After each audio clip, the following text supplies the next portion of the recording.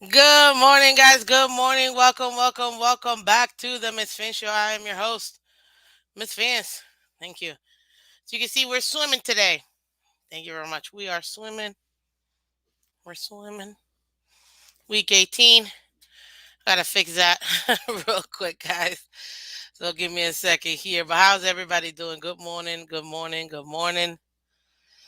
Let me get a couple things squared away real quick. That when laid, and then we can get started properly. But you know what I'm gonna say, you know what I'm gonna ask, you know what I'm gonna need from you guys. If you guys can do me a favor real quick, go ahead and hit that like button, share, subscribe. Everybody on Twitter and Twitch, good morning.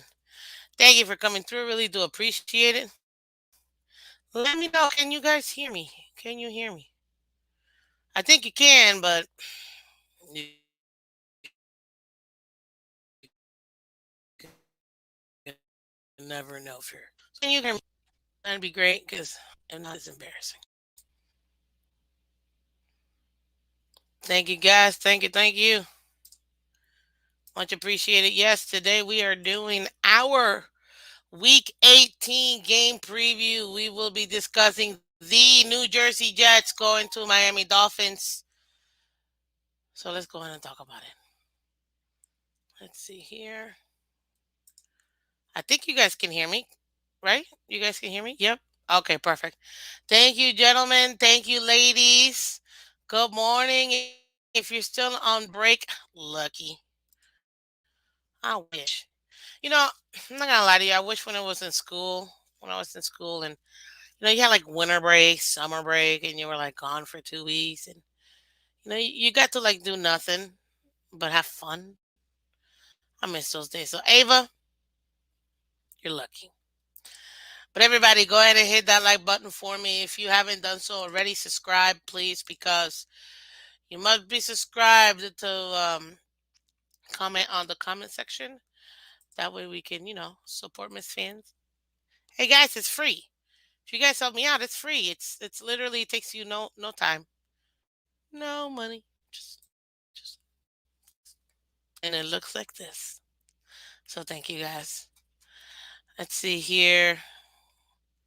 Just getting one more thing for us. So then, where's my background? Taking off this. And there you go. Oh, I'm bringing it back. Yep. Nope. Okay. Yeah, I'm bringing the low. We're bringing the background back. Why is this like this? Oh, I know why. So annoying.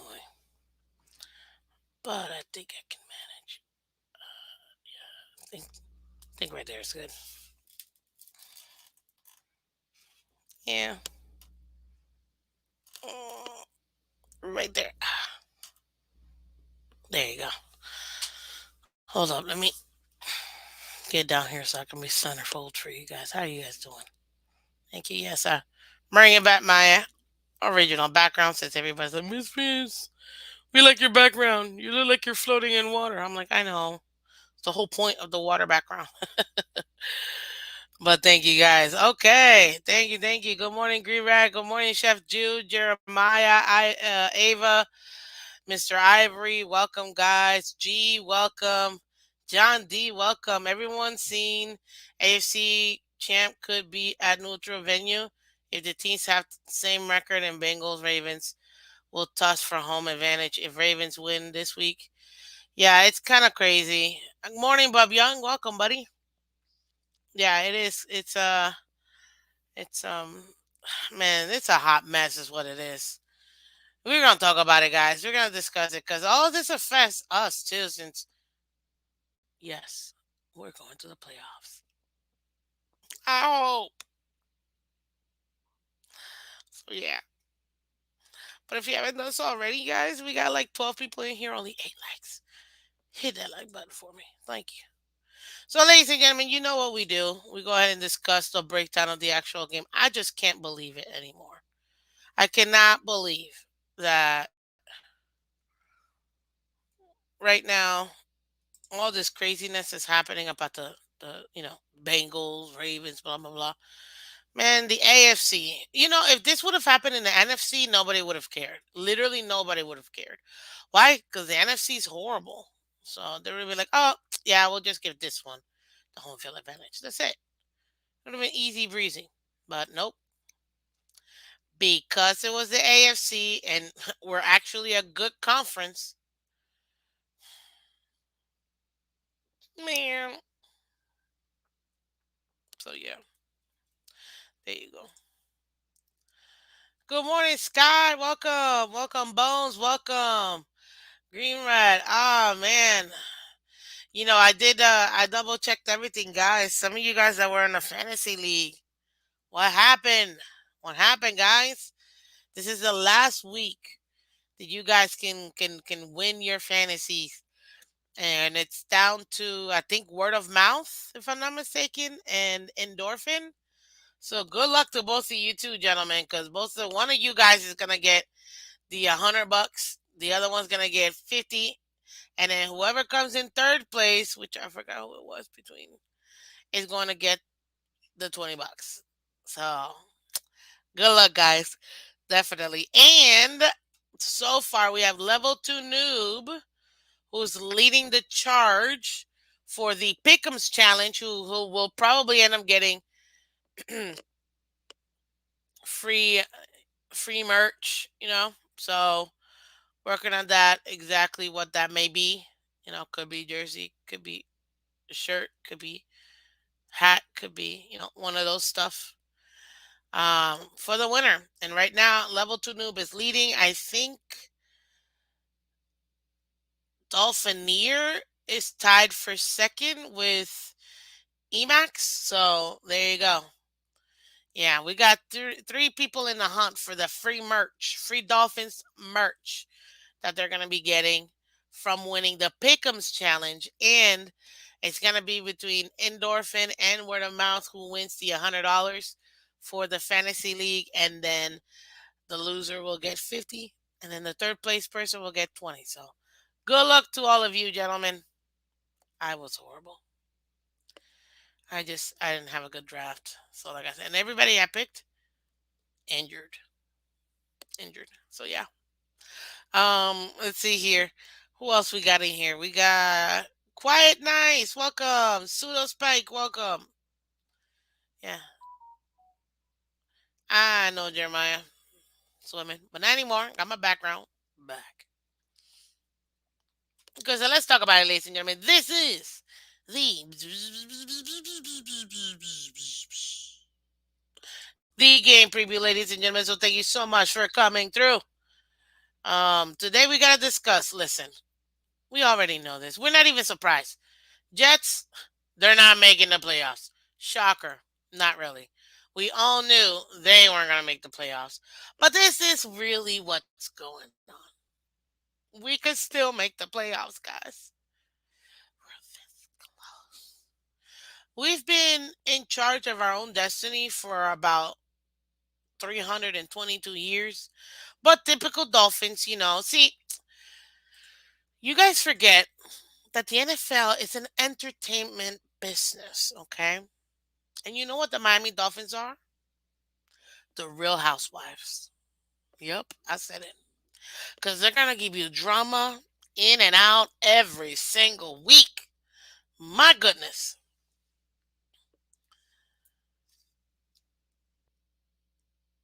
Yes, yes. Like, oh my God, every single week the Dolphins are just so dramatic. So dramatic. You are this close to becoming fourth in the division. You know what, Delusional? Good morning to you. Okay? Good morning to you, sir. And don't worry, because y'all are about this close of getting railed by the Bills because there is no way they're losing that game. Oh, no, no, no, no, sorry, Bob. So thank you, everybody, for coming through to the weekly game preview. Well, where this week on January 8th, the New Jersey Jets will be going against the legendary Miami Dolphins for a spot of the playoffs. Okay? Thank you very much. Like we do every single game, every single Friday. We do our game preview. So today we get to enjoy that, ladies and gents. If you haven't done so already, please hit that like button. We got 20 people in here, 10 likes. Come on, ladies and gentlemen. Hit that like button. Hit the like button. Hit the like button. Thank you very much. Now, as far as Mac Jones is in the top five of big time throws, so now you have to call him Big Mac. That was so cute. Back just by 14. Sorry, I cannot address anybody without their actual names, so I will not be able to comment on it. Okay.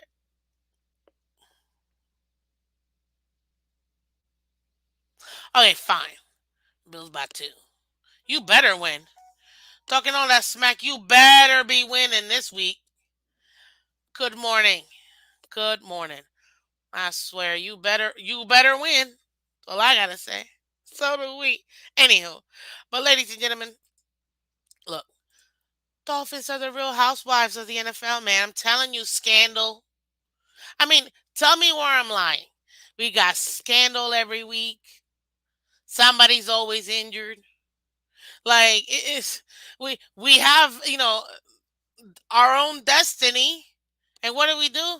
In an extremely dramatic fashion where you're like, this isn't this collapse, it's not even like possible. And somehow the Dolphins managed to do it. So eight. I mean, it's uh, uh, typical brain of the Dolphins. You know what I mean? But it's okay, ladies and gentlemen. We're gonna break down the game today. We're gonna discuss like we always do every single game preview. I'm going to give you your keys to victory. I'm going to give you what to watch out for. We're going to discuss everything we need to discuss. The QB's expectations. We're going to discuss the head coach expectations. All of that we're going to discuss today. So don't even worry about it. We're going to have a lot of fun. Another SKC alignment. Not even surprised. Good morning, delusional. Yeah, I just,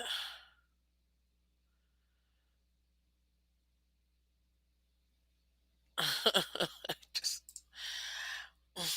I just can't. Good morning, new attitude. Welcome.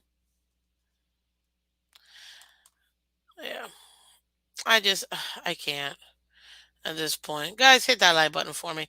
So yeah, our dramatic Dolphins, per usual. Um, what's up, Phins in the house? Blessings. Oh, and happy Three Kings Day for all those that do celebrate. So, yes, three wise men, I think it's called. Yeah.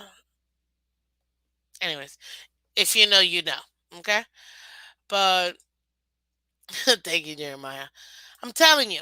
I'm telling you. It's just ridiculous at this point. I don't understand the Dolphins.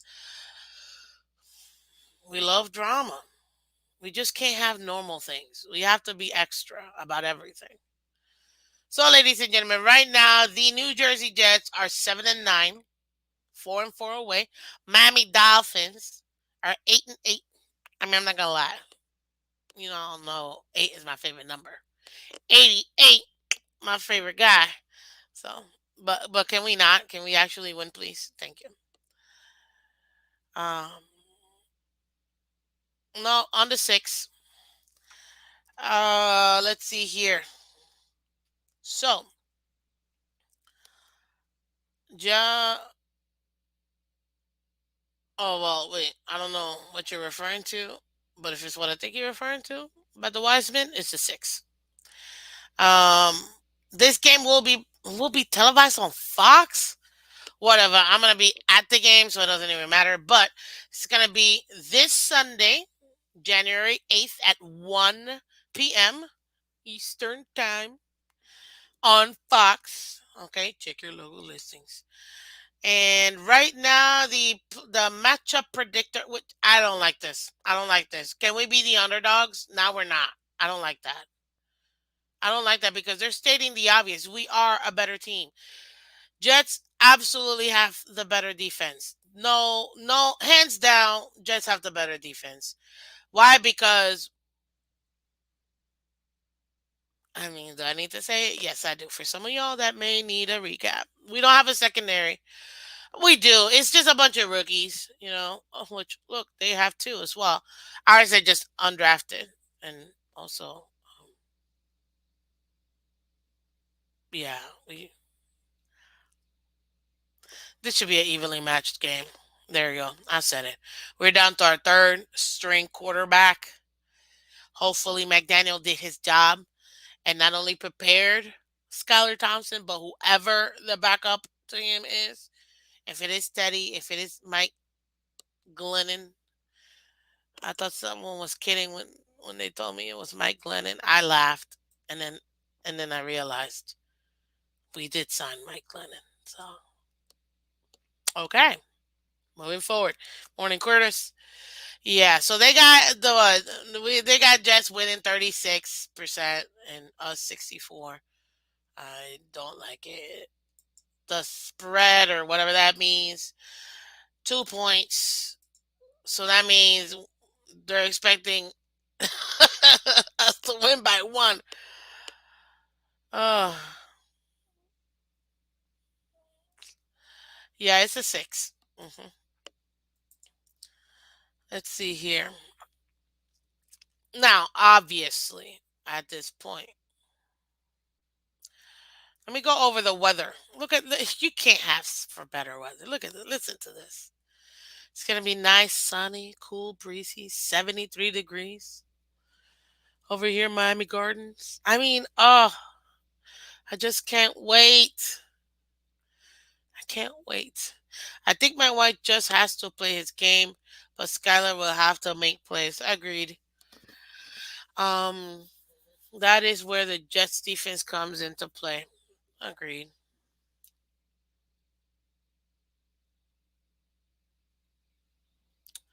I'm not surprised, Michael.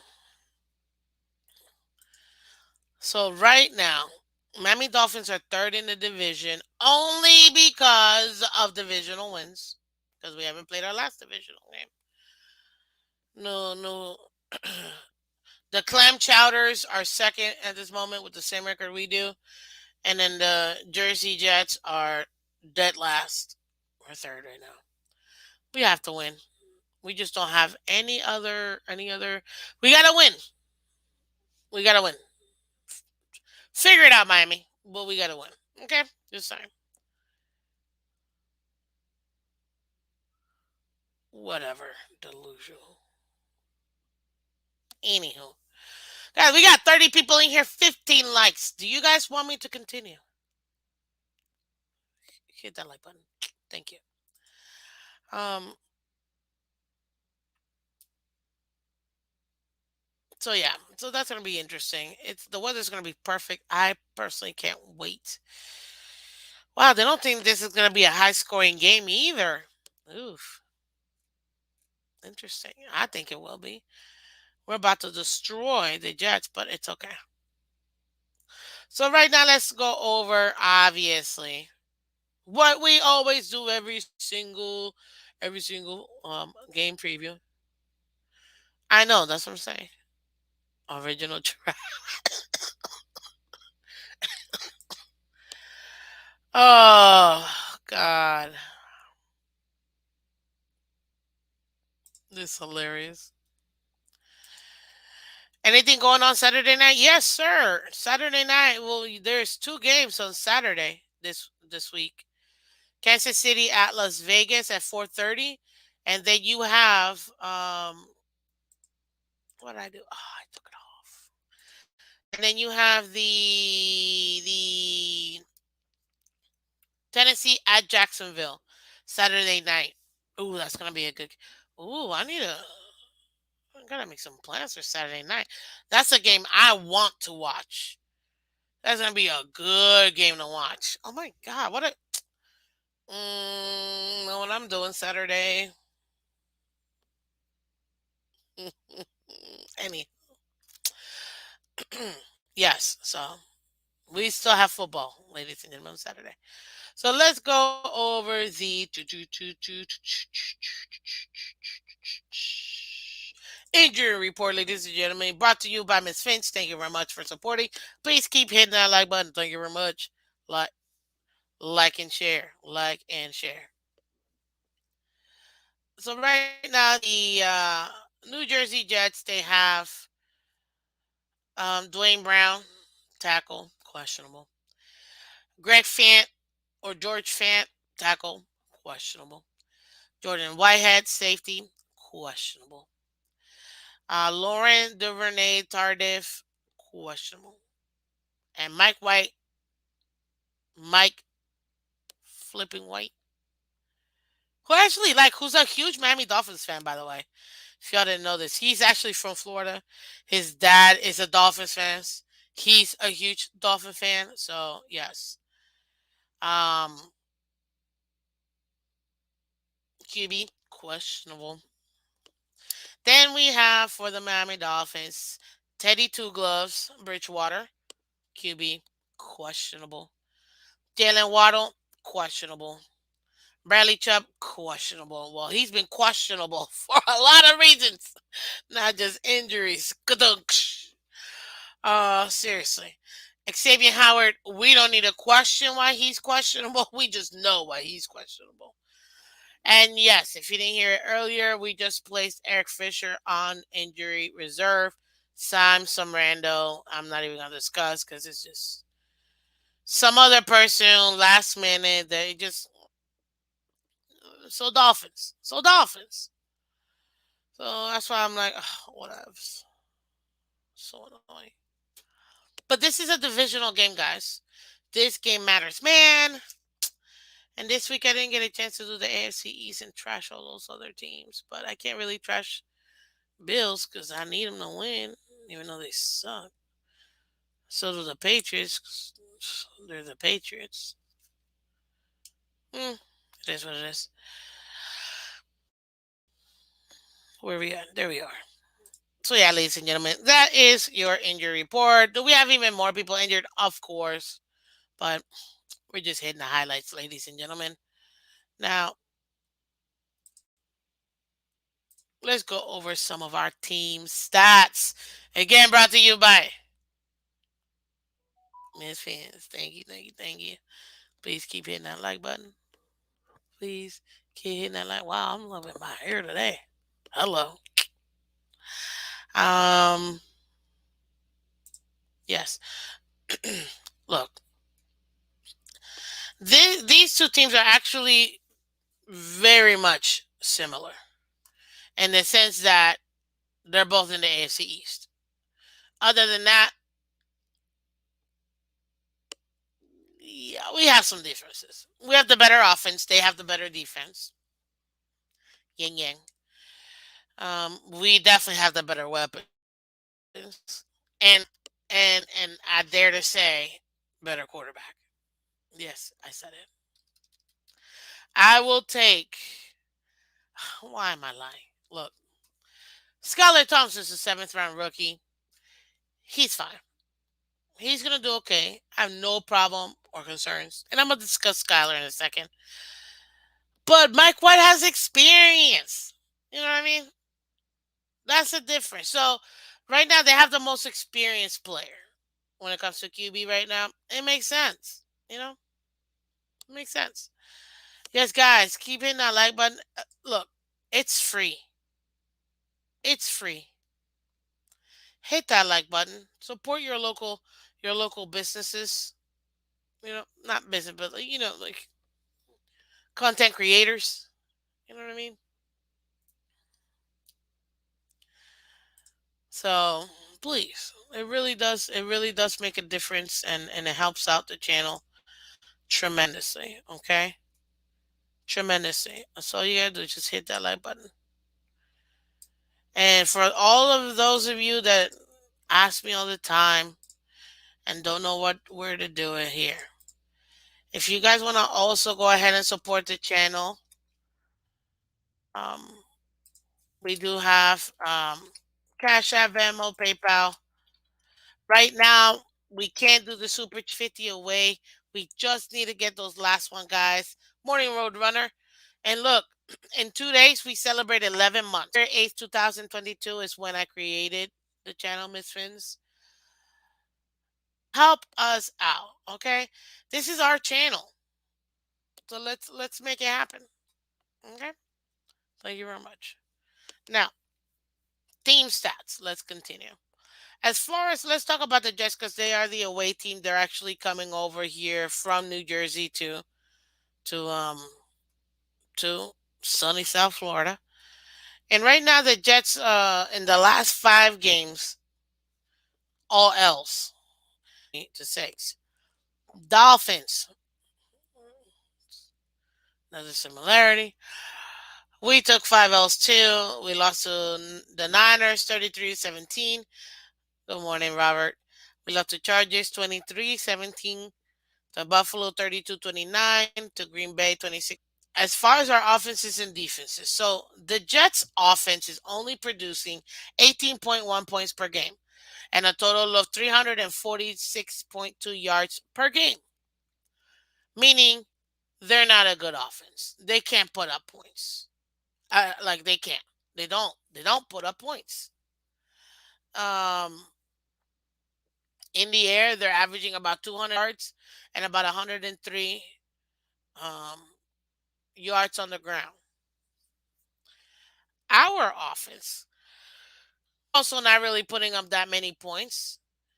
And as far as our offense, we have a total of 383.6 yards, which is 288.3 in the air and 95.3 on the ground. This is the thing. Both our offense and defense are pretty much matching each other in points. And that's the same thing you could say for the Jets too, which is so weird. Now the Jets defense, they're actually top 5 in week 18 and they're top 5. They're legit defense led by Sauce Garner. I don't even know his real name. Um, to me, he is definitely a shoe in for defensive rookie of the year. He is he's killing it out there. You know what I mean? So he's one of their great draft pickups this off season and in the draft this year. Their defense is good. They're led by a defensive coach, so I'm not surprised. That's what you expect out of a defensive led team. Their defense is only allowing 19.1 points per game. The problem for them is that their offense can only do 18.1 points. So you see how they've lost so many games.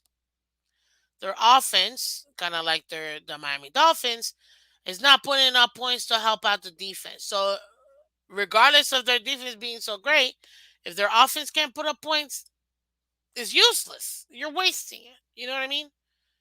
So yeah, that's what you're dealing with. Now,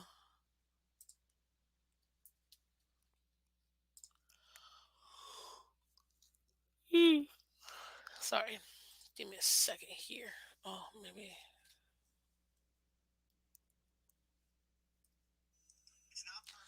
Oh. Don't worry, guys. We're gonna break down the.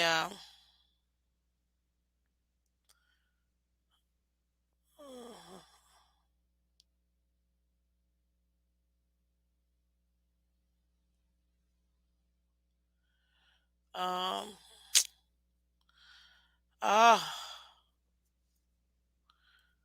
we're gonna talk about the whole ASC and all that good stuff. So don't worry about it. Mm,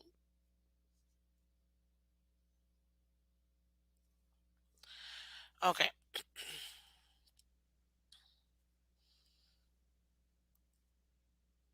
that's the one. Okay, okay. I got it queued up. You know what I mean? Now, as far as the um, hmm, where was I? Yeah, that's the difference. Our offense and our defenses is just not meshing well together. And same thing for the Jets. Our offense is only producing 24.1. We're giving up Our defense 24.6. The Jets defense is only allowing 330 yards per game, only 19.1 points per game. They're only allowing 210.9 um, air yards and only 119.1 ground yards. Our defense is allowing 365 yards per game, 258 in the air and 107 on the ground. So, and allowing 24.6 points per game. That's the issue we have. Good morning, Bebop. Good morning, man over matter. Yeah, Misfits. Our offense is something like 10th in the league. I'm not surprised with Tyreek. Better be. You know what I mean? But the problem is, again, what did I do? What did I do? What did I do? Yeah, our problem is we haven't been putting up points. You have to be able to put up points. If you're not gonna put up points, you can expect the defense to you know put up points. To a put up points and b to do as much when we're dealing with what we're dealing with in our defense. Good morning, Adam. Welcome.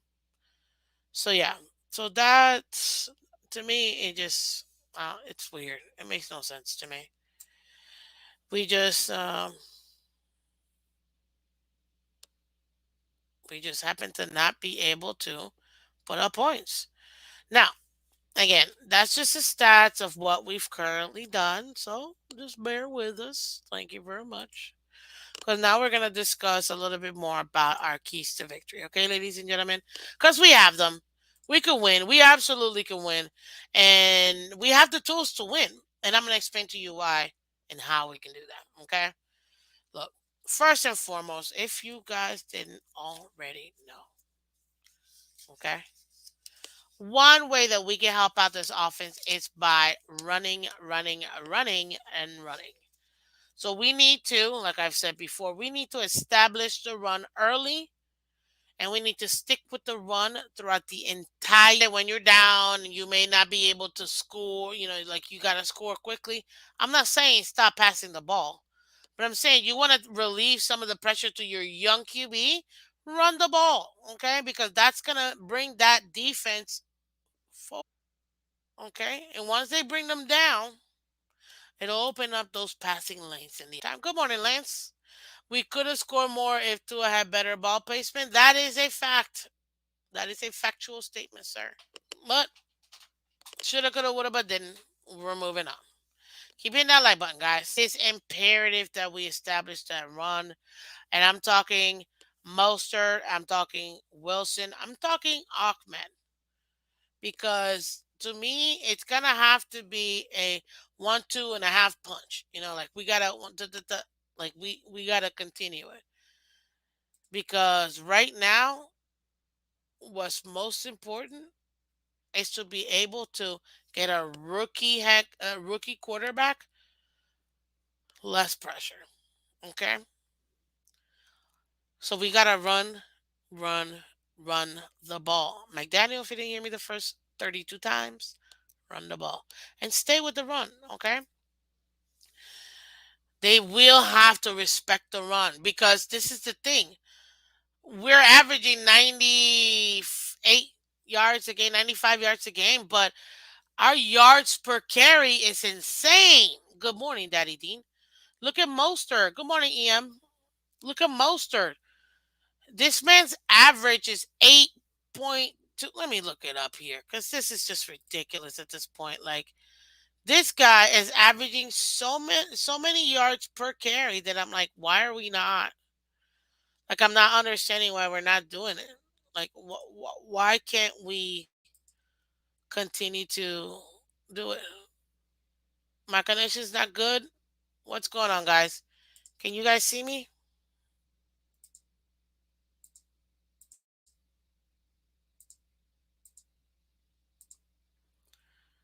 Let me know if you can see me.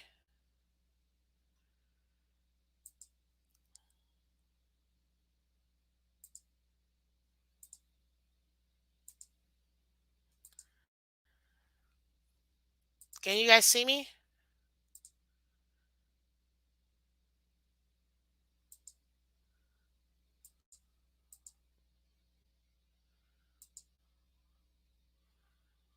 Hello? Can you guys hear me? Can you guys see me? Give me a thumbs up. Give me a thumbs up, a fins up, so I know you guys can hear me and see me. Because that would have been weird.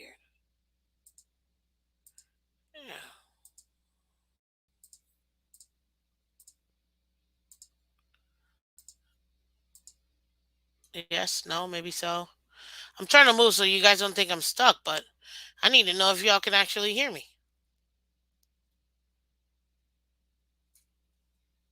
Yes, maybe so. Yes. Okay, good.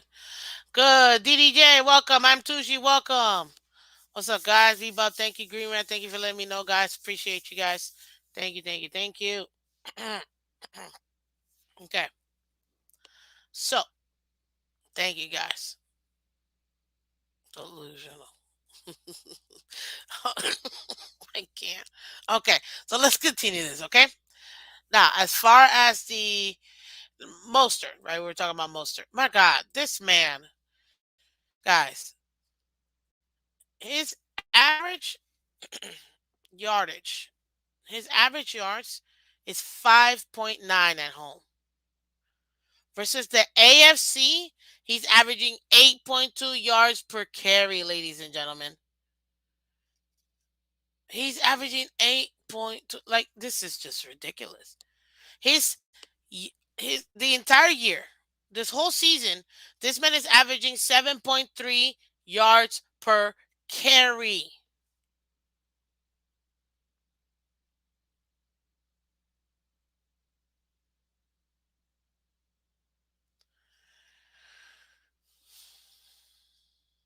I mean, I don't understand. I just don't understand.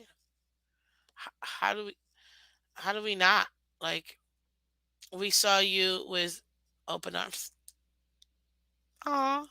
Hey, what's up, TD in the building? Brr, brr, brr, brr. Welcome, welcome. Yes, guys, if you haven't subscribed, let's get TD to 25,000. He's so close. Come on, guys. Yep, yep, yep. We can see you. Good, good. Listen, this, come on. Like right now,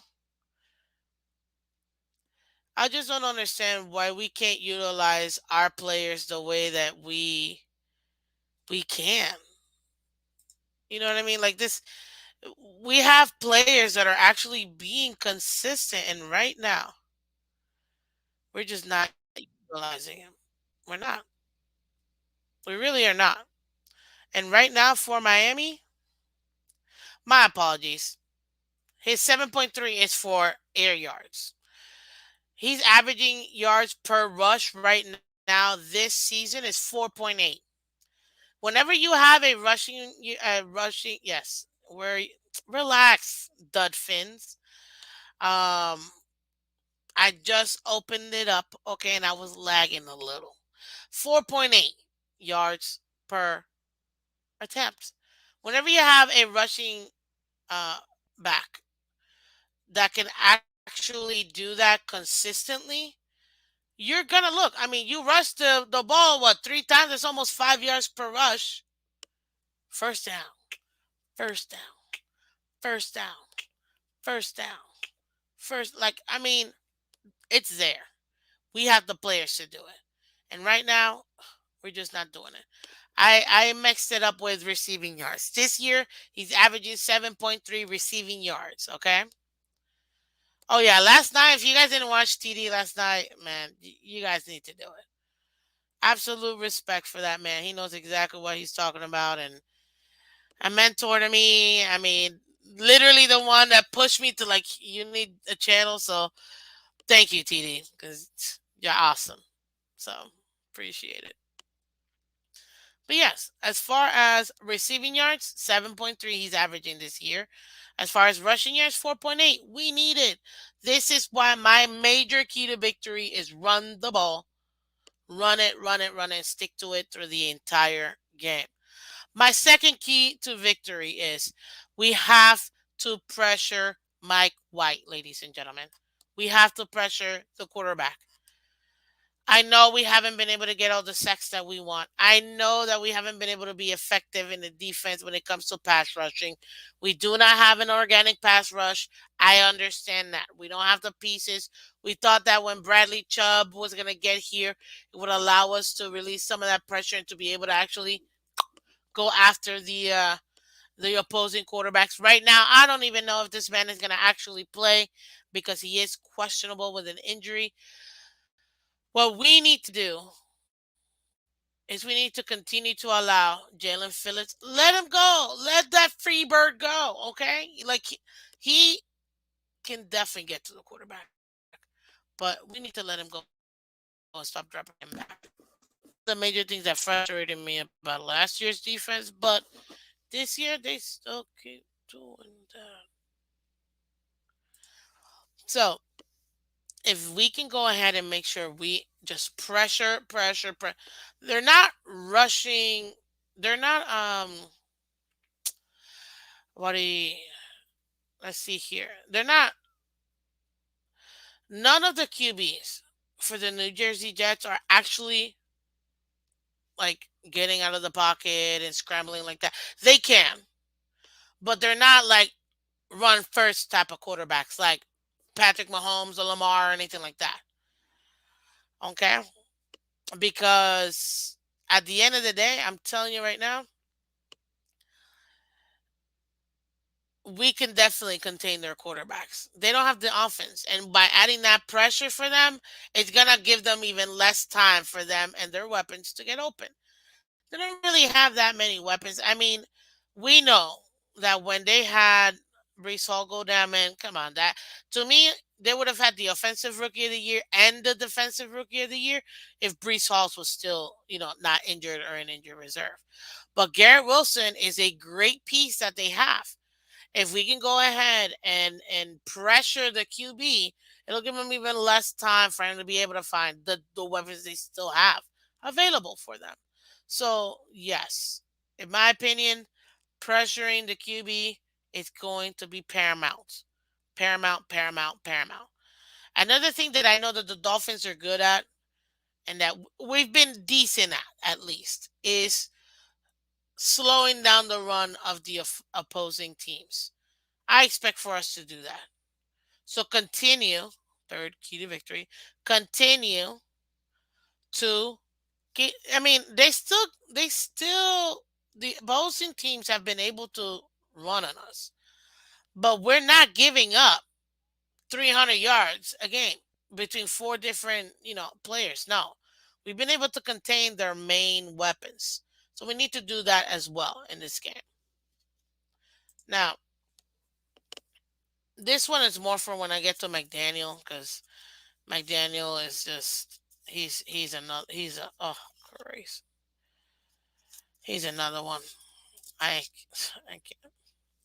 Anywho, as far as yeah, it's gonna an E tricking seller. Oh, it's gonna need. I don't know what you're saying. Delusional. Um, that's true. Now, as far as another key to victory, and I think like this one really, at the end of the day, it shouldn't be that difficult for the Dolphins to do this. And this is why it gets a little bit annoying sometimes, ladies and gentlemen, because I know we have what it takes to win every single one of these games. Every single one of these games. We have the tools, we have the players. And, whenever you have Mac Genius in your cam, you're supposed to be good at doing A, X, Y, and Z. Where is this puppy? Hmm, there it is. But look,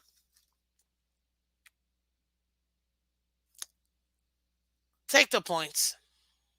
It's going to be hard. And I know that, oh, you can't trust Sanders. He's not kicking well. Relax. He'll be fine. Take the points, ladies and gentlemen. Take the points. That's it. We have to take the points. Get as close as you possibly can and take the points. That's it. Take the points. Lance, we just need a QB. Hey, we have a QB, okay? And his name is Skylar Thompson. He's QB1 this week, and we're going to support him, okay? But we have to take the QB. We have to do it. This is it. There is no more football after today, ladies and gentlemen. There isn't. It's over. Like, this is it. Whatever tricks you had, whatever, oh, he's just saving it for the playoffs. Guess what? If we don't win this game, there is no more. There is no more. So at the end of the day, Mac Genius, Mac coaching, which I've never called. I don't like to crown people before they do anything. But come on. You better have this game plan better be on point. Let me just get to McDaniel, because at this point, that's exactly what I'm feeling like. Oh, Lord. We're going to go with head coach expectations. Yes.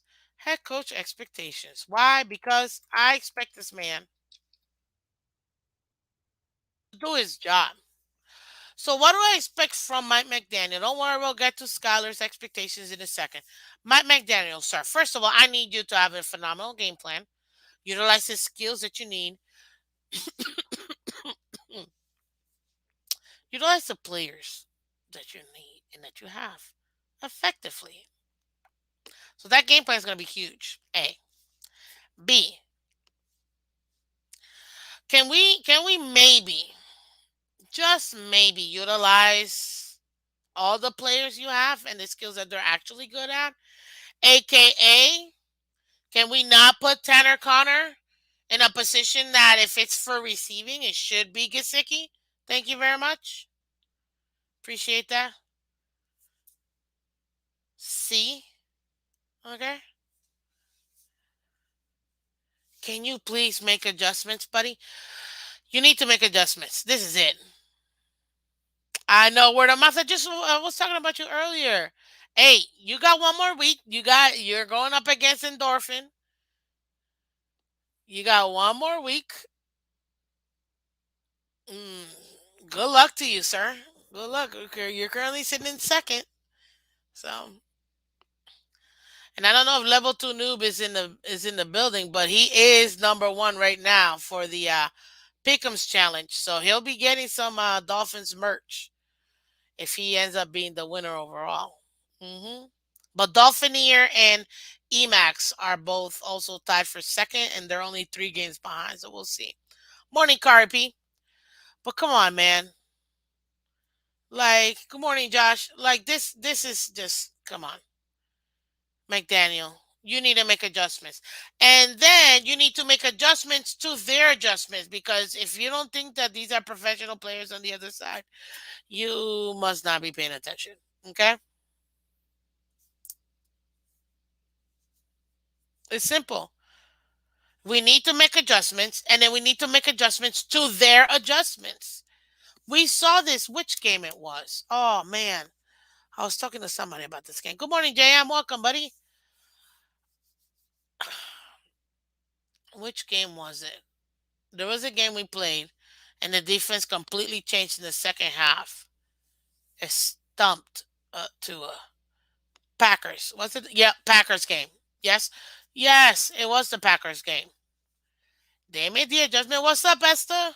They made the adjustments. You know what I mean? They did what they needed to do, and the Dolphins did not make their adjustments. We have to make adjustments and then make adjustments to adjustments. So McDaniel, that's your job. 2, can we manage the game better, please? Can your clock management be better, please? Because right now, if we're up, can we run the ball so we can kill the clock? Can we manage this game better? Because right now, there's a lot of games I give you the fault for. Yeah, Tua didn't show up in some, but mm-mm, mm-mm. Mike McDaniel, you're at fault for some of those games too, and for not preparing your backups either. Because right now, ladies and gentlemen, we already know Toronto is probably not going to play. Chubb is probably not going to play. X apparently is probably not going to play. So guess what? If the Miami Dolphins wants to play with their preseason team, guess what? Don't worry, Skylar Thompson was pretty good with them. This is it. There's nothing more. If we if we don't pull out all the stops, we're not gonna have a chance to perhaps, because guess what? Bills can lose to the Patriots, and anybody that thinks that the Bills can't lose to the Patriots, then you're not being logical.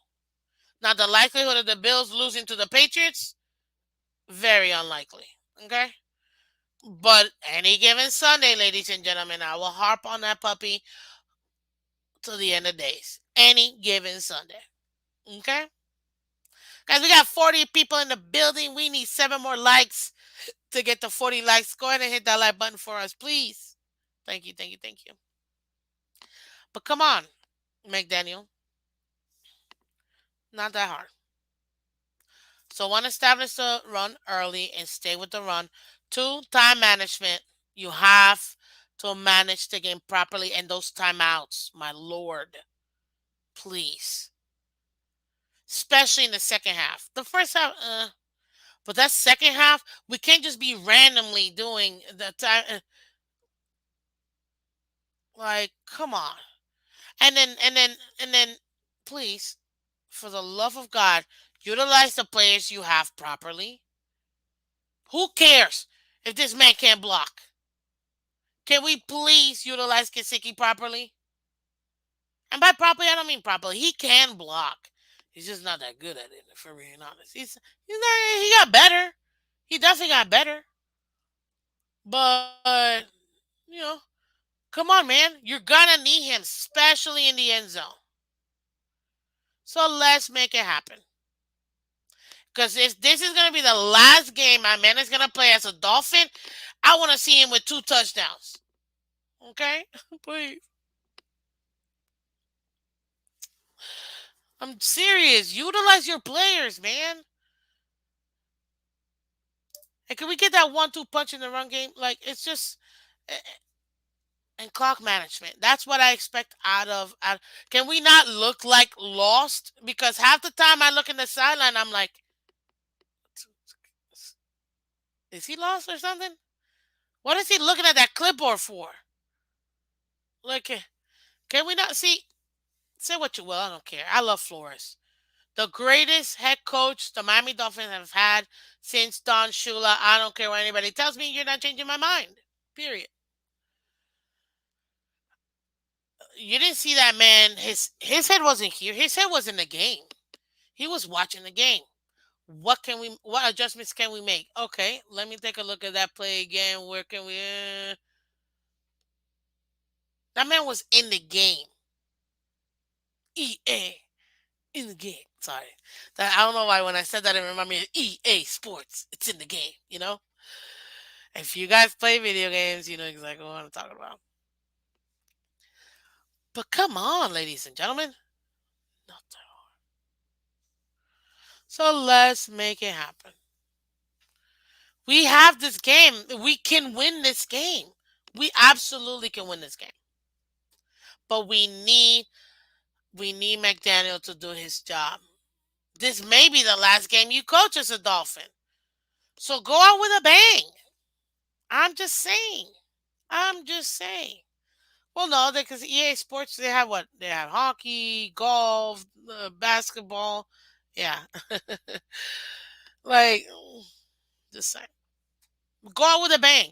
If this is it, we're going out with a bang, which is why I say my score prediction 52-10, which I'm being ridiculous, listen. But let me be a fan. My super homer me, 52-10. Okay, I'll give him an extra 52-17. I'll give him an extra touchdown. There you go. 52-17 Dolphins. They scored 40 last minute on us. Why can't we do 52 to 17? Yeah. Man, I even did the breakdown of that with color. Oh, where are you, baby? Where? No, please, please, please be nice. Be nice. Oh, Come on. Don't move me like this. Oh, never mind. Anyways, I had Gasicki with two, Moster with one. I had Tyreek with one, Waddle with two, and then I had Sanders with a kick. Like I'm telling, I had everybody scoring. You know what I mean? I'm a fan. It's week 18. Okay, so we gotta guys. There's nothing else after this. There is nothing else after this. So let's go out with a bang. Let's go out with a bang. Period. Period. Good morning, Mudbone. Agreed, G. Agreed 1,000%. Right? Josh, me too. Man, when I saw Flores almost like knock out the Bengal players, I was like, that's my head coach right there. He was they had to restrain Brian Flores, ladies and gentlemen. Because he was about to knock somebody out. It was awesome. I remember that game. But it is what it's what we have. This is the last thing. So my expectations for him are those. He needs to take care of it. Now let's talk about really what you guys want to talk about. QB controversy. Ooh, ladies and gentlemen. Just kidding. But I will give you this. Look, Skylar's gonna start. Teddy may or may not be a backup, but we got the giraffe, or at least that's what people call him. His name is Mike Glennon. He's a veteran, has been here for a while, and that's what I was told. So that's what I'm telling you guys. Okay. He's got a very long neck. I never knew what he looked like. I knew of his name, but I never knew what he looked like until I saw a picture. I was like, wow, that's a really long neck. You know who could use a really long neck like that? Tua Tagovailoa, so he can see over the lineman. Yes, ladies and gentlemen, I went there. Man, if Tua had that neck, we'd have no problems. Okay? I'm just saying. I'm just saying. I'm having fun, guys. It is what it is. Friday. Okay? Shabbat shalom for all y'all. And but yeah, come on, man. Like I just yes, he does have a very long name. I'm just saying. That's it. The QB controversy is Tua gonna come back if Dolphins make the. We don't know officially. Unofficially, I don't see Tua ever playing this year. Our defense is headed to Candy Lane as the 400 plus candy dispenser. Stop it, Bebop, with that depressing little emoticon little dude. I don't like those. Mm-mm. What's up, Cliff? Tua was a terrible draft pick at 5. Not necessarily, but he was overpicked. He's not terrible. He's not terrible, so stop. I'm saying, man got a long net. Tua could have used it. That's all I'm saying. Uh, okay, now let's be for real. Oh, stop. Yes. So you guys know, what my expectations for Tua has been all year. Tua's not here. Um, but you know what? At the end of the day, next man up. It is the next man up. No excuses. Why? That's how I almost said. That's how I was brought up. But I'm like, wait a minute. I mean, when I play sports, yes, but still, it's it should be next man up. It should be because that's what you expect out of your players. That's what you expect out of your coaching staff to coach up your players. hmm So yeah. So Mr. Skylar Thompson, I call him Skylar the Rocket Thompson. Okay. Why did I call him that? Well, because I mean I got to watch him in person. I got to watch him throw those beautiful passes to Easy E.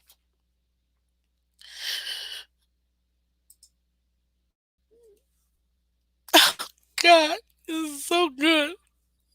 Bring back that guy.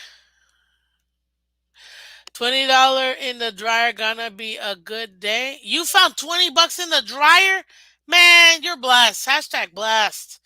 Good job, G. That's awesome. Uh Gua is gonna Gua. Tua's gonna watch the Finns in the playoffs. How weird. Uh, I don't know. I can neither confirm nor deny. I guess we'll have to this Sunday. I don't know. I'm nervous with a third string quarterback. Jesus Christ. Oh Lord, third string quarterback. So okay, let's go over this man because man, I feel bad for Skylar. But look, this so far this year he's got 40 completions out of 74, 54.1 completion percentage. He's got a total of 382 yards. Okay, his average is 5.2 yards per throw. He does have a touchdown, three interceptions. His longest was 30. And he's got a passer rating of 56.2 yards. 56.2. He's fine. A couple months ago, I found $100 bill on the casino floor. Nice, Cliff. Man, that's awesome. I need to go somewhere find me $100. Or if you guys want to donate to the channel, feel free to donate. Cash App, PayPal, Venmo. Hey, I'm not gonna stop you guys. If you guys want to bless me in the new year, hey, I'll take it. Even $1. It helps out the channel. It really does go all right back to the channel. So, but seriously, guys, like, can I put a lot of expectations on our young QB? Yes, you're a professional now. You've had 18 weeks of taking a look at not just our players. I know he's watching other games too. Oh, look at this guy. Look what, you know what I mean? But it's not just on him. Tyshawn, welcome. How you doing? Good morning. It's not just him. It's the coaching staff. I fully put all of this on the coaching staff because you have to work. Oh gosh, sorry about that, guys. Um,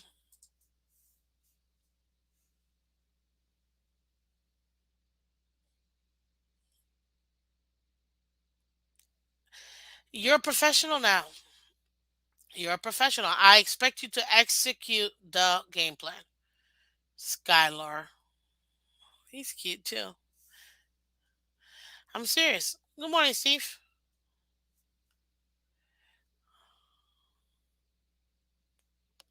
So yeah,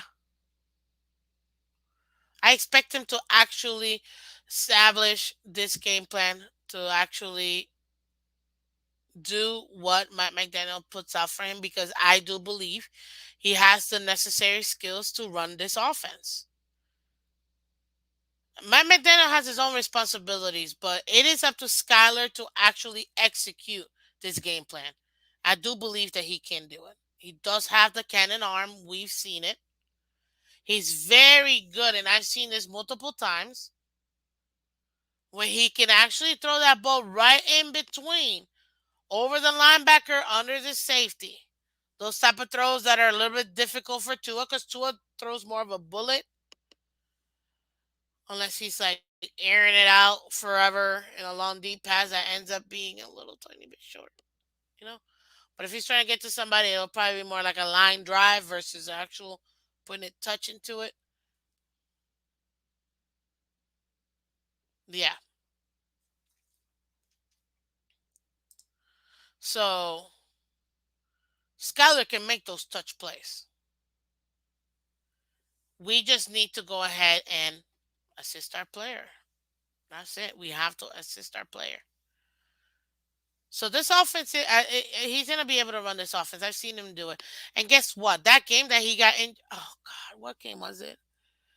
Which game did he come in? Because it was Teddy was for the Jets game, right? that he was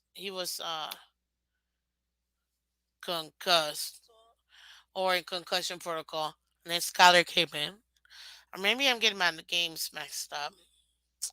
Man, and this is what I mean by this thingy not working with me. Please open up, baby. Please I'll tell you which one. If not, you guys already know. So as far as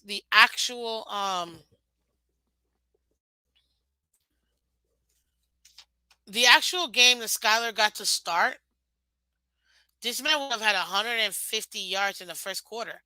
But if it wasn't for five penalties that kept bringing him back, this man had no shot. Absolutely no shot. I was so like, what is happening here? Like, it was so bad. So what was it? I pulled it up. So give me a minute here. It was Teddy finished the Bengals game. Yep, the Jets game. So the Jets game, Skyler came in after Teddy was concussed. Um, yeah, he had an okay game. So he's already seen the defense for the Jets. So I'm not worried about that. It was the Minnesota game. The Minnesota game.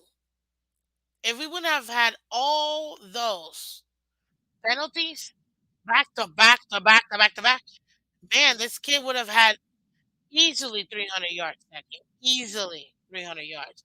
Possibly two touchdowns, maybe. He was moving the ball.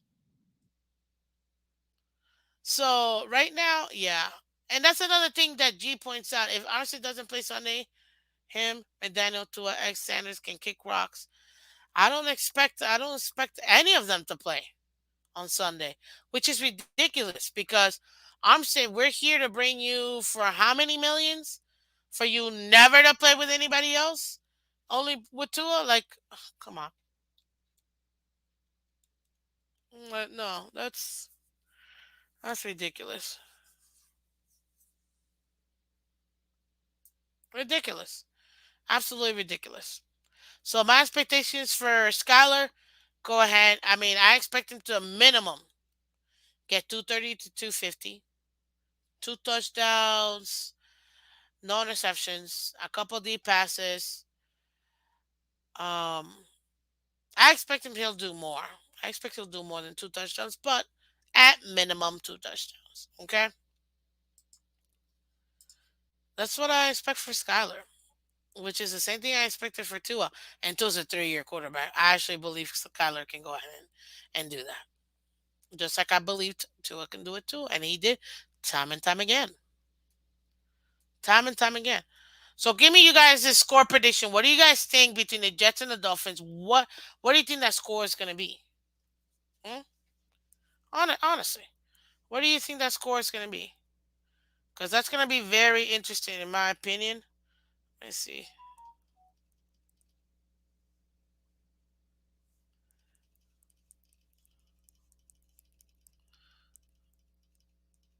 Uh, yeah, what do you think the score is going to be? Because to me, I know I said 52, 52. What do you call it? 52-10. That's just me being a fan. But I want to highlight. I want to get a few of you guys in here first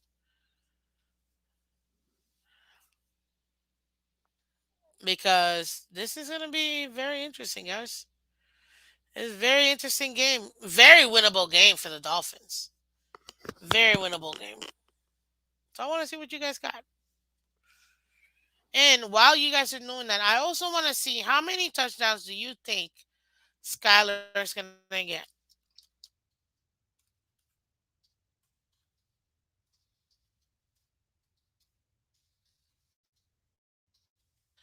Okay.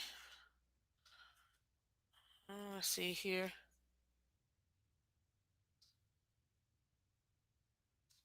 There you go. I just put up the poll.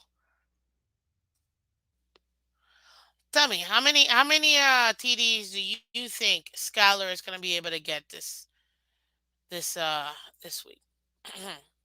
Curry P. What's up, JC? Skyler wins MVP after throwing 6,000 yards, 50 touchdowns this game. Hey, let's get it. That's what I'm talking about. Similar to the New England game, Buffalo, we come out on top. Finch 20 to 12. Okay, Car, I see.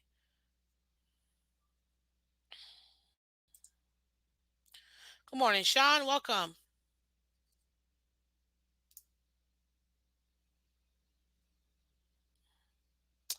That is true, but I wholeheartedly believe he could at least get one.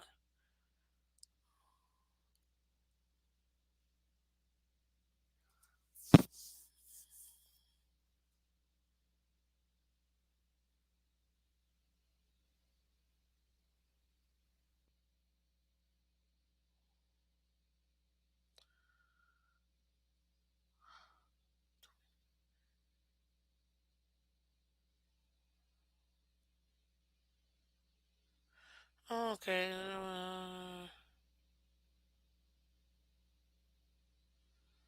Okay. So let's see what you guys got so far. Score prediction time.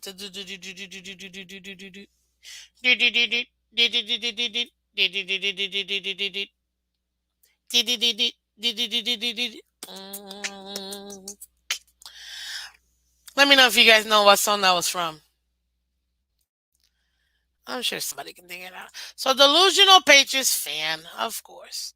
28 16 Jets. Mid. G. You got 1911. Hey. Fins up. Let's go. Cliff D says Fins 27-17. Okay. Jets 28, Dolphins 14. Oh, finally giving me a real score prediction. Thank you so much, buddy. Appreciate it, Mike. Bebop 17-14 Miami. Big time. Good morning, big time. 23-13 Dolphins. Green Rat says 26-22, but you don't tell me who wins. Oh, the mystery is killing me. It's killing me. Skyler with Thank you for that, JC. KP. Similar to New England game, Buffalo, but we come out on top 20-12. Fins. Great. One TD for Skyler. I know. You think it's going to be one touchdown, three field goals for us? Okay.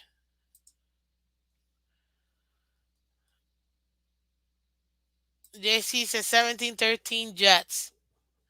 You know, I got a question for all you non-Dolphin fans.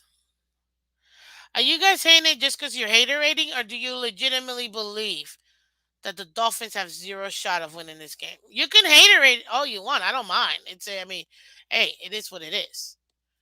But are you seeing it as just hateration because you're a Bills fan, you don't like the Dolphins, or are you looking at this game objectively and saying, okay, I'm gonna go with Jets defense over Dolphins offense? Because that's literally it. So if you genuinely believe it, that's great. If you're just saying it because you're hater rating, no, nothing wrong with that. Nothing wrong with that. I could not end season on a collapse. I agree with you, Bebop. Chef Jew says 24-10 Fins. Oof. Hey, shout out to Chef Jew, man. He single-handedly I could literally have said every single one of these shows has been sponsored by Chef Jew at this point. Let's see, the show Dougie Fresh and Sidekick. Nope. It was Fabolous. Baby. Yeah, that one. Superman. Anyways, but yeah. 7-0 Dolphins. Sean Thomas. Sean, are you a Jets fan? 17-0 Jets. Okay, cool.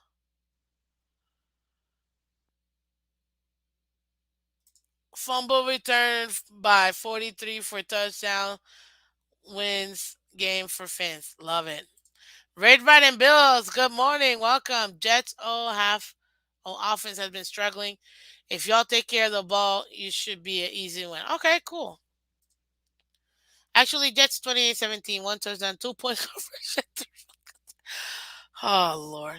I genuinely believe the Jets will win. Okay. That's cool. Okay, good, Rima. That's what I thought. I know you do. Hey, I had to ask. You never know. Uh, I'm not haterating. I just think the Jets are better at QB. And you know what? Like I said earlier, and I'm a Dolphin fan.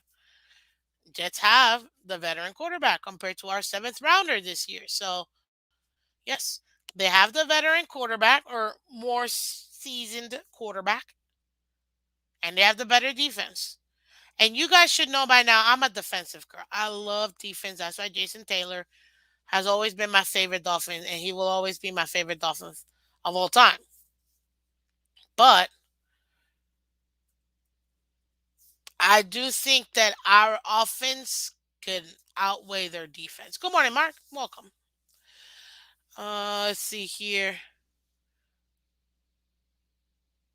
Jets with two interceptions. Okay. Bebop.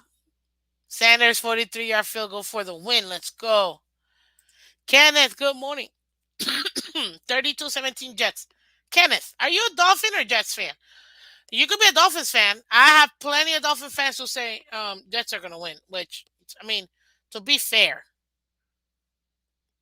Jets could, Jets could absolutely win this game. Absolutely win this game.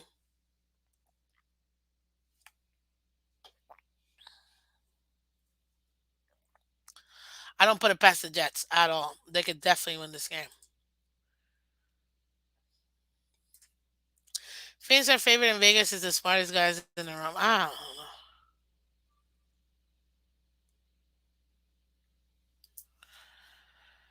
know. Jeremiah, you say 28-3 Dolphins. Okay. I love my Dolphins. What's up, Miami kid? I love my Dolphins, but Sunday they lose 24-17, ending the biggest collapse in team history. Fire everybody. I get it, man. 13-16 Jets. Sorry, home we go. I get it, Roadrunner. No, no. I totally get it.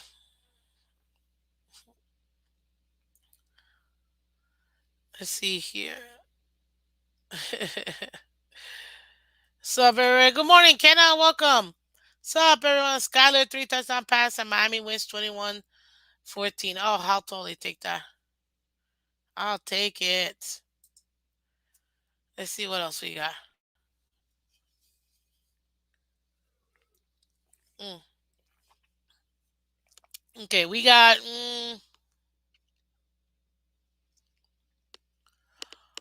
Who else we got here? Miss Phins. Go Zach Thomas for Hall of Fame. I appreciate it, but he'll probably not make it, unfortunately. Thinking 2016 Jets. Okay. I'm a Dolphin fan who's seen us lose five straight games. Kenneth, I've been right there with you. And the ones that we've lost at home, I've been there. This sucks. Trust me, I get it. That's why I'm like, I'm not even. McDaniel's playing for his job. We will learn a lot about his team Sunday. For optics, they should roll Tua to the sideline. He could put a sheet of paper in his hand and whatever. Now that's a captain. We'll see if he'll do it. We'll see if he'll do it. We'll definitely see if he'll do it. All fans that didn't pick Fins, you're fired. Hey, no.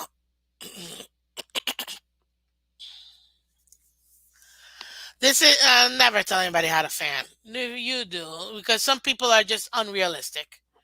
Anybody that says, "Oh, of course Dolphins," please, no, they're not. You're a five-game losing streak. Come on, man. Can we turn it around? Do we have the tools to win this game? Are we gonna be at home? Should we win this game? Absolutely. It's not a gimme game. No game is a gimme game. Anybody that tells you that, anybody that tells you, oh, you didn't pick your team, you're not. Get out of here. Nope. No, no, no, no, no, no, nope. You pick whatever you think. I mean, I personally think the Jets could absolutely win this game, especially if Mike White ends up being the quarterback. Oh God, we're gonna have a very long day, ladies and gentlemen. A very long day because see, I could be a Dolphin fan that can think objectively. I could put my Homer hat on. Right now, my walls are looking so pretty. I can't really show them all to you, but maybe. No, I can't. I won't. My my wall's looking pretty, and my hat's on my wall, so I can't really. It's too late, Miss Phins. It's over. All of us. We. Oh, you know, I get you, Mudbone. Good morning to you, sir. It's hard to make predictions when our play calling coach is stubbornly unpredictable. That's not necessarily a bad thing, but it does hurt. Fins 25-18. I get it. Can I tell you something, guys? Look, I'm gonna give you guys, for all those who claim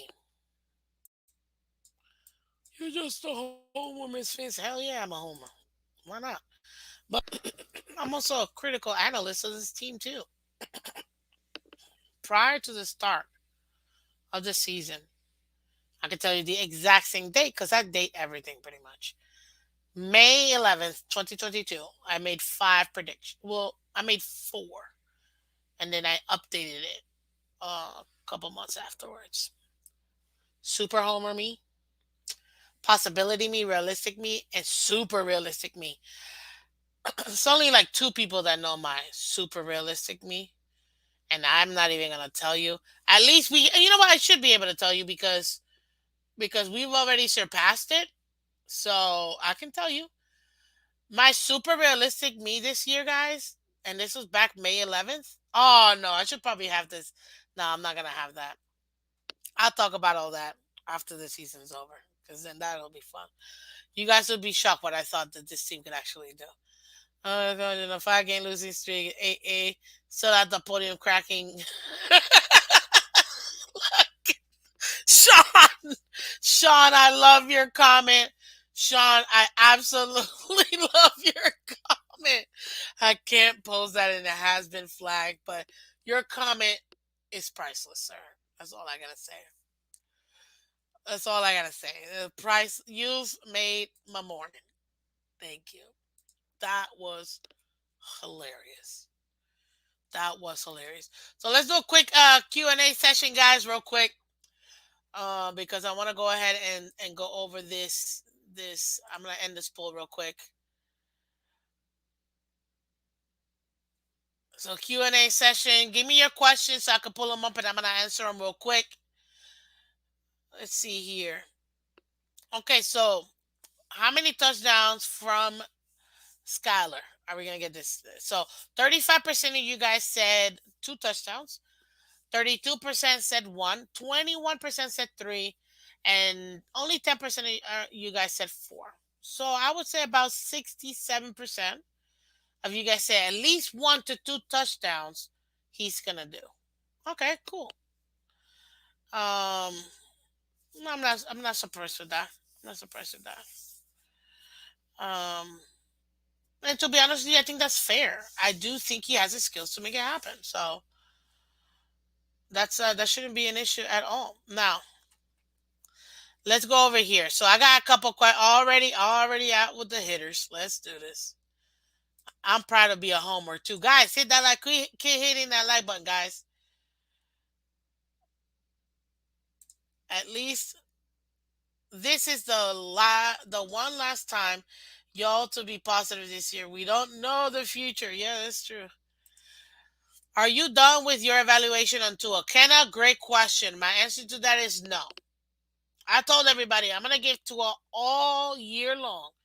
Whenever the Dolphins season is over, I will make my evaluation on Tua. He'll have 3 years in the NFL, and I'll be able to pull some information for you guys, kind of go over that. So at the end of the season, whenever that may be, that could be by Sunday or it could be by February 15th after we win the Super Bowl. So, so I mean, I have a general census of my evaluation of Tua, but I'm gonna be fair to him. I'm gonna give him the entire year. But great question, Kenna. Miss Fitz, will you grade to this upcoming Morbid Monday? Whenever the Dolphins season ends, I will make my evaluation on Tua, and I'll have a show for you guys for sure. And keep in mind, guys, this show started February 8th, Super Bowl week. So just because whenever the season ends, that doesn't mean Miss Fins ends. Are you kidding me? No, I'm not like some of these flaky people. We still got a bunch of stuff in the off season we got to discuss. Okay, we're gonna have a lot of fun, and we're gonna discuss a lot of things. We're gonna be able to break down different years. Telling you, I got a lot of stuff that I'm looking forward to doing this off season, and even more stuff to do for next season too. So we're very excited, guys. We're doing bigger and better things, but I need you guys' help to keep sharing Miss Fins. We gotta get to 1,000 before February 8th. That's when we officially hit a year, and I want to get to 1,000 before a year. Okay, help me out, guys. Let's see here. Tua good enough to win games, just not big games. I get it. I'll spare you the suspense. Tua is a top line backup QB. What's up, Benjamin? Welcome. It's Q&A session, buddy. Let's see here. Think we need Tyreek Hill running back punts? Bebop. It's the last regular game of the season. I wouldn't try to get him injured. We already know he's a little iffy in health wise. We want to be able to protect him. So yeah. Still Q&A session, guys. Go ahead and hit that the questions up. This offseason is about to be crazy if this team it's gonna be crazy regardless. I already said this last week or the week before. It does not matter. The only thing that will not make this season a complete disappointment is if we win the Super Bowl. What's the likelihood of us doing that? Slim. How happy will you be when Boyer is fired? I'm gonna have to make my evaluation. There's a lot of things to consider to evaluating Boyer. I will be evaluating the coaches and the coaching staff because I feel like they are a huge part of the team and they have a lot of job. And I don't know, some of them did their jobs. So far, I'm okay with Boyer. So yeah, I'm okay with Boyer. Jets writer just said chance Joe Flacco starts Sunday. White ended up being limited in practice. Oh man, if Joe Flacco starts, I mean, it doesn't even matter at this point. Joe Flacco is even more of a veteran, you know. But it wouldn't make a difference if we're going to be honest, because at the end of the day, ladies and gentlemen, this is what we have to deal with. Our offense versus them. I'm not worried about their. I'm not worried about their offense, but I am concerned about their defense because they have a really good defense. Anybody that tells you to ignore the Jets defense is not being honest with you. They're top five for a reason. So they it's top five for a reason. It is what it is. Gee. They need to invite you, Miss Finch, to host Tuesdays on Miami Sports Music. I have a good feeling Miss Finch wouldn't abandon her position. Oh, like Hot Take Tuesdays? Well, then, what do you mean? I don't think people have abandoned their positions. No, I don't think so. Well, let's see here. This offseason, is coach gone? Oh, this offseason, is coach gone and the QB room stays? Or QB room stays and coach is gone? I think they're both in tandem. I don't think it's going to be one or the other. It would be a together thing, to be honest with you. Miss Vince, is Tua season over? So your evaluation should be done. Just saying. Well, can a part of the evaluation is also availability. Technically, this week is not over. And you never know what's going to happen. We could get into the playoffs. We could get deep into the playoffs. We may see Tua back. I don't know if the optics are going to be good if he came back, let's say next week, if we were in a wild card weekend and win, to win. But maybe if we're in the second or third, maybe we're in the conference game, maybe. Okay, enough weeks have passed where Tua can, prime time, can he come back, take care of it? We'll see. Those are the things that people need to understand. It's possible that he could come back. I don't foresee it, and the NFL is a little too timid to have to, especially with all these injuries in prime time. So Flacco, not sure if I should jump up and cheer or what. What with the way we adjust. That is true. Miss Fins balances life beautifully. Oh, thank you guys. Hey, listen, I'm a working woman. As much as you guys do support me, and I appreciate you guys coming through. You know what I mean. I do have to pay bills, so I work. I have a beautiful family, and guess what? I can't always do this. And I'm trying to lower these shows to 1 hour, but it is week 18, so that's why I was like, look, let me go a little extra. Now, guys, if you guys do want to go ahead and support the channel monetarily, you can. I have Cash App, Venmo, PayPal. Is You can see it in the scrolly thingy underneath. And I just dropped the link also there too. You don't have to do it. And I don't really ask you guys for donations. You guys see, I'm trying to get to 1,000 subscribers. If each and every single one of you guys can tell 3 of your friends, hey, just go ahead and donate to Miss Fins.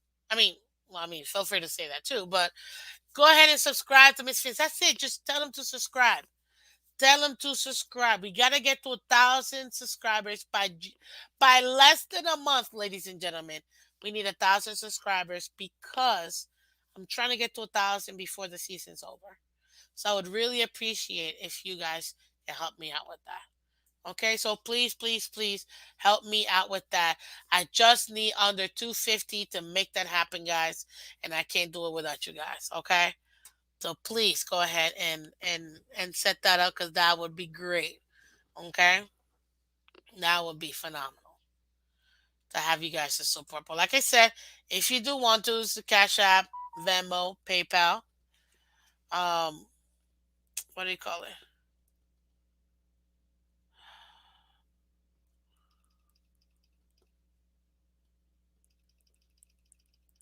Hold on.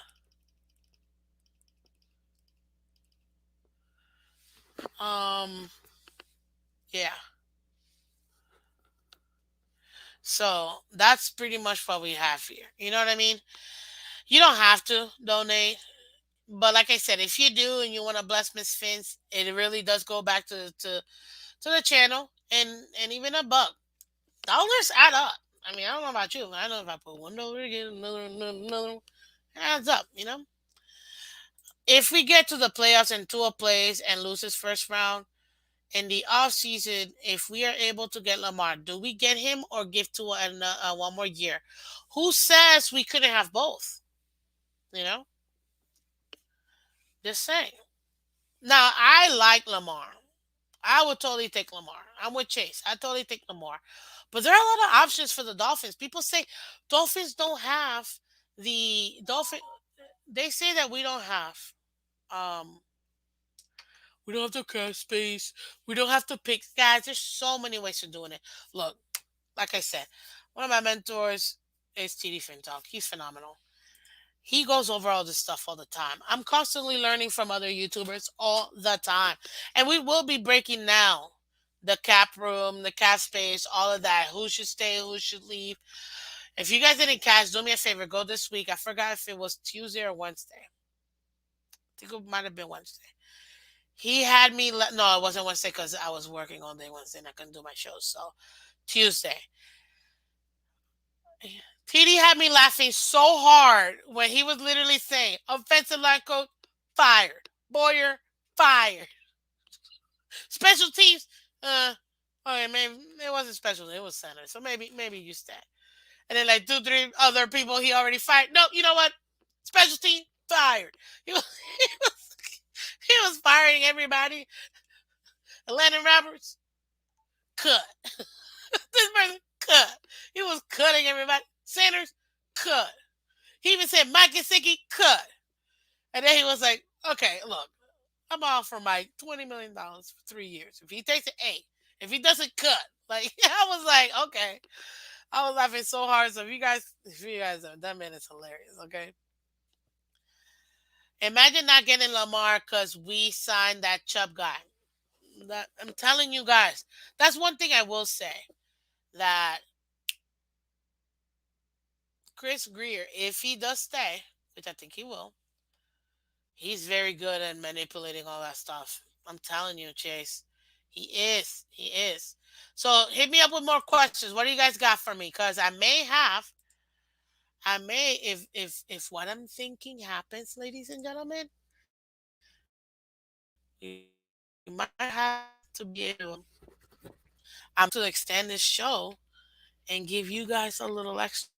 Because I may have somebody stepping up.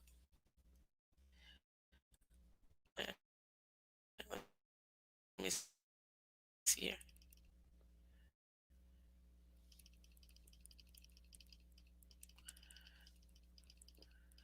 That would be, ooh, that would be amazing. I'm just saying. I'm just saying. Hello. I'm just saying. If you guys want it, I can for sure get somebody up here that's gonna be worth waiting for. That's all I gotta say. Worth waiting for. So, but yeah, I mean, at the end of the day, ladies and gentlemen, Dolphins can win this game. We absolutely can win this game.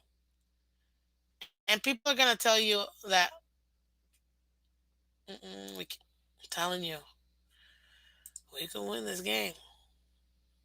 Woo! We can win this game. So look, this is it. I it looks like I have a special guest coming through in not a few in like about 20 minutes or so. If you guys want, I would suggest you guys staying. I'm gonna go over a few other stuff because I need to. But before I do, I gotta get this.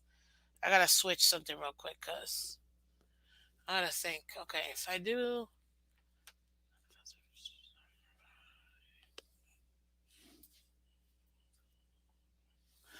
oh, I'll be fine. We'll be fine. You know what? Let's keep it rolling. Okay, I got a couple stuff to show you guys, anyways. Oh, Miss Fins, what did Tua get? What if Tua gets extended? What do you mean, like we get the fifth year option? If we get Tua a fifth year option, it's because it would make sense for us to be able to if we were to trade him, give that other team the opportunity to do so. Oh wait, did you donate? Oh what? Hold up. Stop it! Beep up! Good luck with 1,000 subs this year. Keep up passionate work. Okay, ladies and gentlemen. Nope, nope, nope.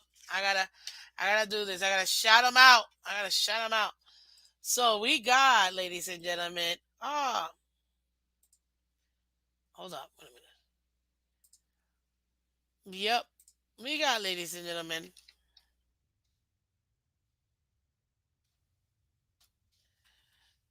Oh, what am I? Oh, see now my computer don't even work. Just Why? Why? I don't get this stuff.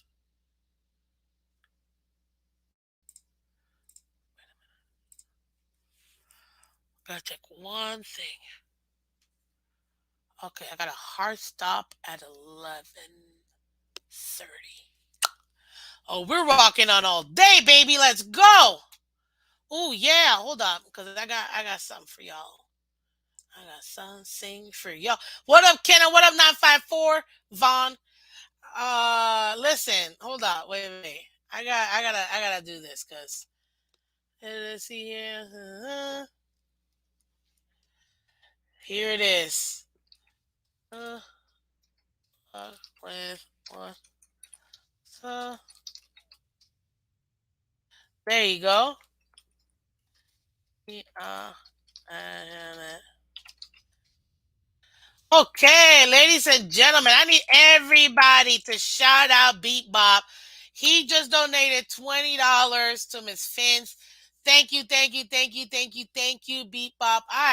Man, I appreciate you, buddy. And yes, we gotta get to 1,000 subscribers, guys. We gotta get to 1,000 subscribers, guys. We're gonna keep this party going today. I got a special guest coming through, and it's gonna be a lot of fun. So, guys, thank you, Beat Bop. That Happy New Year to you, sir. And I'm telling you, it really does go a long way because, man, don't get your computer service where Steven gets his done. Yeah, that's actually hilarious. I'm not gonna lie. That's kind of funny. No, guys, listen. I appreciate you, Bebop. That. Thank you. Thank you. Yes. Thank you. It really does help. Thank you. And guys, I'm trying to do 1,000 subscriber giveaway to Bebop's points. So go ahead and keep subscribing because guess what? Um, yeah, we definitely can get it done. Exactly. Let's everybody shout out Beatbox because man, he came through. Absolutely. Thank you so much for the donation. What up, Lakers all day? Yeah, let's go, Canes. You need to change your name though. Come on, man. Yep, shut him out. Don't no. Okay, Batman pops. I'm gonna try this with what I think you're saying. This the way I think you're saying this. Don't nobody want Tua. Just cut him and move on. I don't know why, but that's exactly what I'm thinking. You're saying that. So there you go. Miss Vince, I thought you were giving us breaking news. That tour had been extended. Oh, yeah, no, not yet, not yet. Good morning, Von 954. Working girl. Yes, sir. You know it. Thank you. Thank you.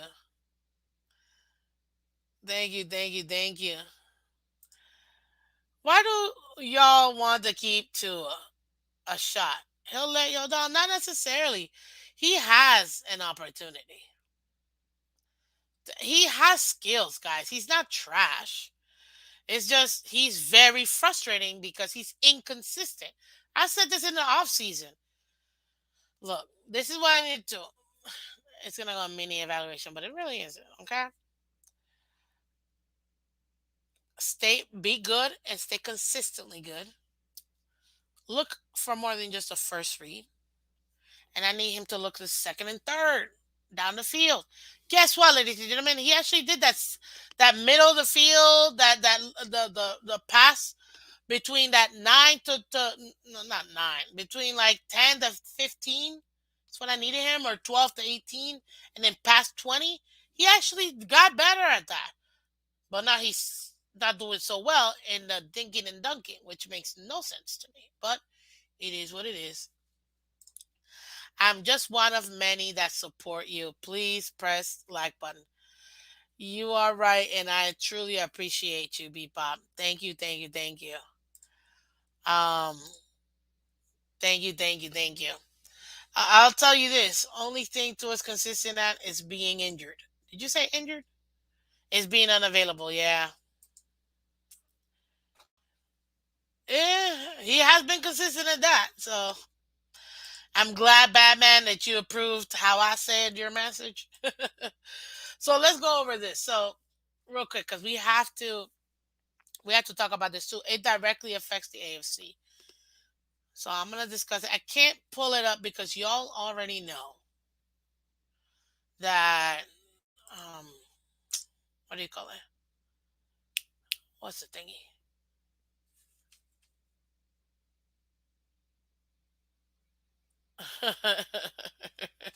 Cliff D, I read your message. I can't put it up, but I read it. I get your frustration, sir. This is the this is real quick. I don't know if you guys got it or not, or if you guys have seen it. I wanted to go ahead and show you guys. I pulled it up. If you guys don't know already, last night it was reported by Adam Schefter that the league has come up with a resolution for the actual what do you call it? Oh, oh, for the AFC. So let me go over because there was a video. He explained it. So I'm gonna give you guys the sound so that you guys could at least so you guys could at least see it because he was explaining it and I thought it was perfect. Um,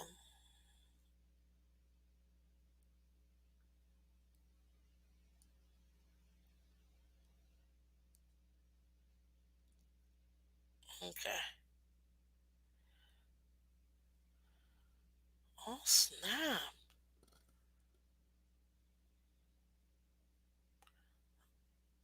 What?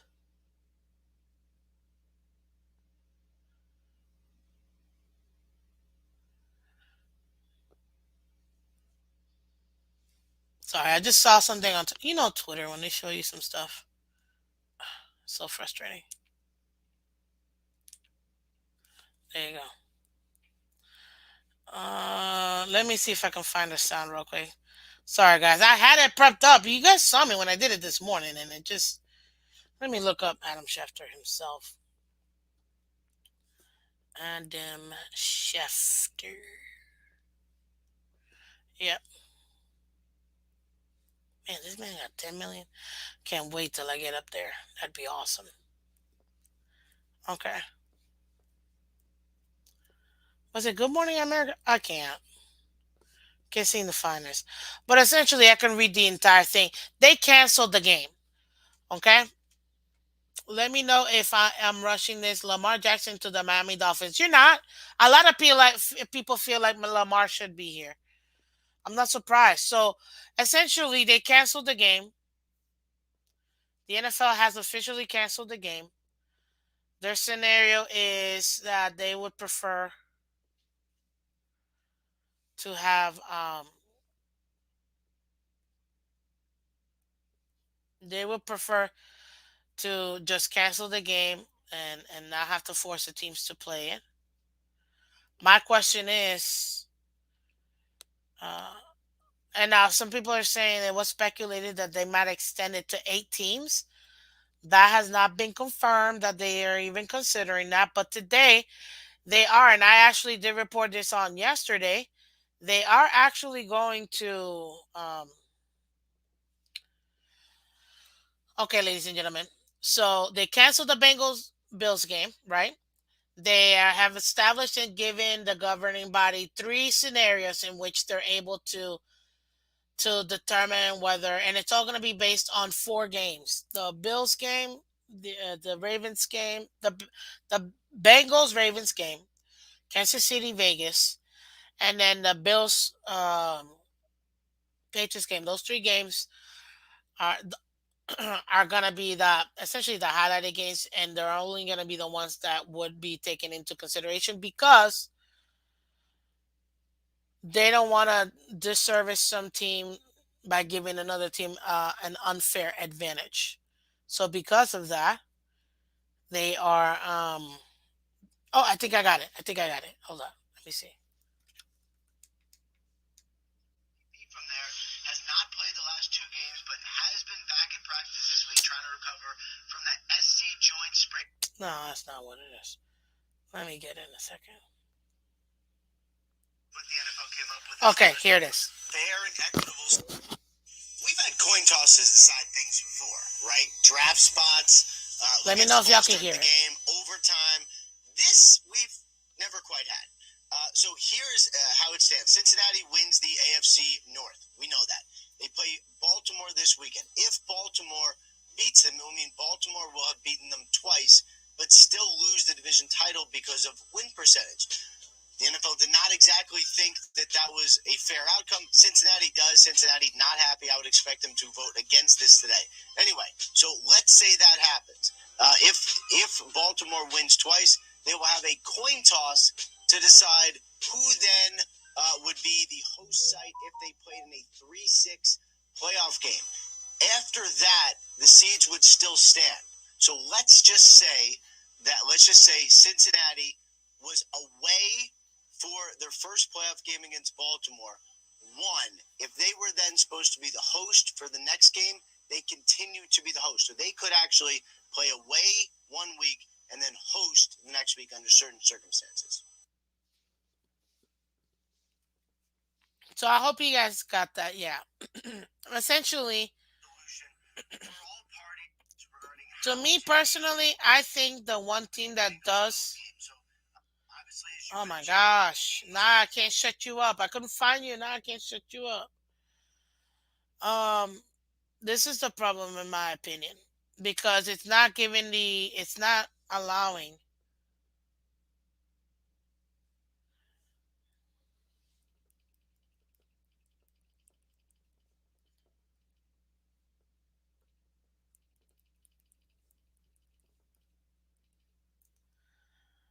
Mm, yeah, it's not allowing, what do you call it?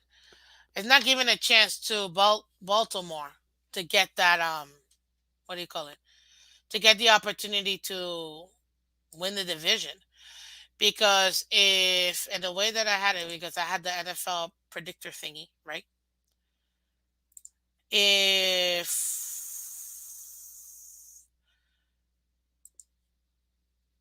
oh, so weird, but I guess they did it. If, yeah, if Ravens were to beat the Bengals, right, in week 18, it doesn't change the seeding. But that's only because Bengals didn't win that, they didn't play that other game. And that's messed up, in my opinion. You know what I mean? Like that's really messed up. I still have the other generator that still has all 14 games. If, let's say, Bengals would have won, and had they actually played this game out and Bengals would have won, then week 18 Baltimore wins, right?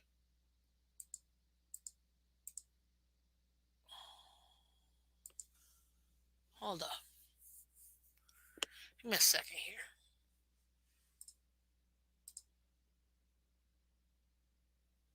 Got it. If Baltimore wins versus the Bills, right? If they would have actually played and beat the Bills, and then Ravens would have beat the Bengals, right? Because Ravens lost to the actual, yeah, it would have exactly. Um Ravens already lost to the Pittsburgh Steelers, right? But if they were to beat the Bengals at the end, it doesn't change their trajectory because they initially lost.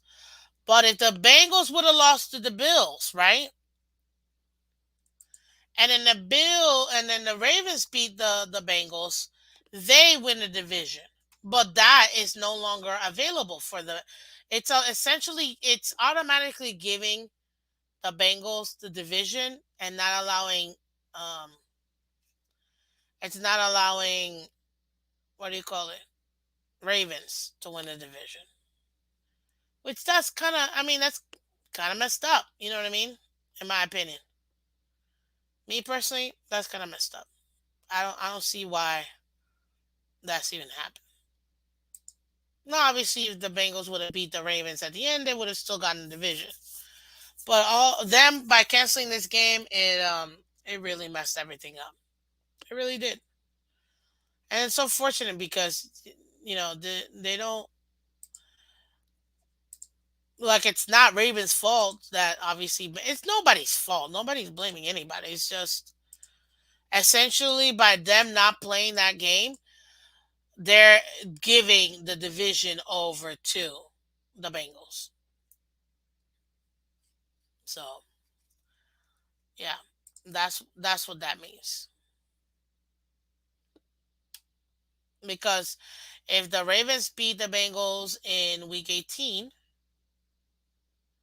what Schefter was saying is they would still play, and let's say they still stay third and six in the playoff standings. They would make the Bengals, instead of having to play at Cincinnati, they would make them play at Baltimore. But this is a problem. Baltimore doesn't get to have the opportunity to have that banner. Winning the division, that means that's something. So that's where I'm like, yeah, I guess even if you fine, you give the division to the Bengals and you're still making them go on the road against the Baltimore, it's still messed up because you're taking away the opportunity for them to actually get the divisional banner. And then between the Kansas City Chiefs, if if we all think the Bills are gonna beat the Patriots, right? If Kansas City wins and Bills win, right? Kansas City's number one. If Bills win and Kansas City loses, Bills are number one. But then that takes away from Cincinnati being able to get to the number one seat. You see what I mean? Like, it's all messed up, but I mean that's what you gotta deal with. Miss Vince, would the only fair thing to do would be to have the AFC Championship game at a neutral site? Wouldn't that be fair to all the teams in contention for the conference? No, it wouldn't. The whole point of having home field advantage is to have home field advantage. The only thing that should be neutral, unless due to weather, is a Super Bowl. That's it. That's it. In my opinion, again, if you can think that there's nothing wrong with that, it's just I don't agree with it. I'm not wanting any veteran QB on this team until Skyler gets a real chance with this team. 20s are hating on Skyler for no reason. I at least gave Tua a year and a half before I switched. I think it should be a competition. It absolutely should be a competition. Absolutely, in my opinion. And I think it will be a competition. I think that we'll be able to see Skyler next year as a backup, right? And then I think we should be able to see, um, what do you call it? We should be able to see, um, that veteran quarterback be there. But don't get it twisted, guys. Not Tua, I'm bad. Skyler being behind a veteran quarterback, it's not a bad thing. We can develop him. He could be the backup. He could be learning from the veteran quarterback. You can say the same thing about Tua if we keep Tua. Tua can learn from the backup from the backup position to be better. So all of that's possible. Now I know that there's a lot of people out there that are gonna be talking about off season. They're not even gonna pay attention to.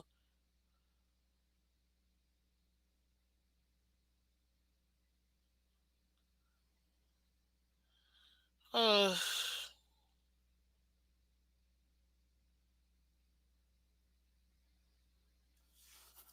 okay. So yeah. So the drama could be there, but the problem is people are gonna be focused on in the off season and all that. No, when the off season gets here, when the Dolphins are fully out, that could be on Sunday. That could be January 15th after the Super Bowl. Once that's done, then we're gonna talk about the future. Blah blah blah. We're gonna discuss about what should have happened, what didn't happen, who should be out, who should be. All of that will be in the off season. Okay. because at the end of the day, I'm not thinking off season. I'm thinking today, Dolphins have to win this game. Period. Period. What's up, Michael Kane? Nothing will change. Morantuna will be there next year. You really? Okay, for real though, Michael. Do you honestly think that we won't get any new what? And if so, if you truly believe that, and if you're not just being, a non-Dolphin fan, um, why do you think we would stay with Tua and McDaniel? Honest, like I'm genuinely asking because I think that would be. I think it's very interesting to see somebody outside of the Dolphins say it. Ian Rappaport was talking about it yesterday. What did he say specifically?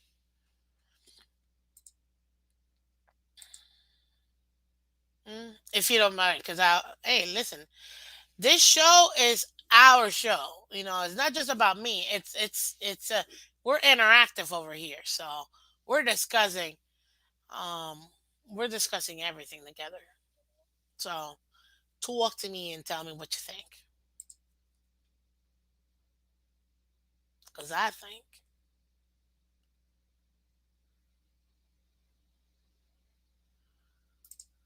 think we can definitely make it happen. I think that we should be okay. Sean Payton will not go to the Miami, and it's unlikely Rodgers and Brady will either. Okay, that will make sense. Sean Payton will not go to Miami. Okay. My reasoning for thinking that Sean Payton wouldn't come over here is simply because Greer. That's it. Sean Payton is gonna want to have full autonomy. He's gonna want to get his own player, get his own staff. And Stephen Ross, unfortunately, doesn't seem like the type of owner that is willing to give his head coach the necessary opportunities to pick his own staff and players. Like that's a no. And I could see it why Sean Payton may not want to do that. I could totally see that. And you know what? If I'm Rodgers or if I'm Brady, I want a coach that knows what he's doing. Either I want a situation where if I'm Rodgers and I'm Brady, especially I know Brady's gonna want it. Like this is my team. It's gonna be run how I want it. This and that, right? But I mean, at the end of the day, is Miami a better option than Green Bay for Sean? Well, I do think offensively speaking, we have better offense. I mean, take away Rodgers, we have a better weapons. But I can understand why Green Bay could be so appealing too. Miss Fins, in all seriousness, Russ should model the business after the Sheila Hamford owner of the Lions. How so? Because if you're referring to being hands off and allowing your people to do their jobs, then I agree 1,000%. The problem is Stephen Ross wants to be the end all be all, the almighty and all that. And I'm like, no, you are not it. Like, no one cares about you. Sorry. I'm just so frustrated with him. She gave complete control to, yeah, Brian Holmes and Dan Campbell. I agree. I agree 1,000%. I know that's what you, I know that's what you meant. He's not the type. If he, if he was the type to do that, you guys realize how good we did before Rogers, before a lot of people won't talk about this, but one of the main reasons, in my opinion, that the Dolphins were doing so well is because Stephen Ross was literally banned from being here. He couldn't be in the field, he couldn't be with the team. He was suspended and couldn't be near. And allowed the team to run. Everything that man touches turns to dust, let's just say. They don't expect anything to change in the near future. I don't either. That's why people that say, "Oh, Ross wants to win now. He wants." If he really wanted to win, Because this is the thing. He wants to be Jerry Jones. He wants to be Jerry Jones wrapped up all over himself. He wants to be Jerry Jones, and he's not. He knows nothing about football. He could care less about football. It's all about dollars for him. That's it. Like, it's horrible. I don't think nothing will change but that's because of the owner. I always said, and I stick to this. The owner is the reason why we just don't become better. If he actually stepped away and didn't actually meddle, the Dolphins we would have been number one in the conference. That's how strong I feel about that.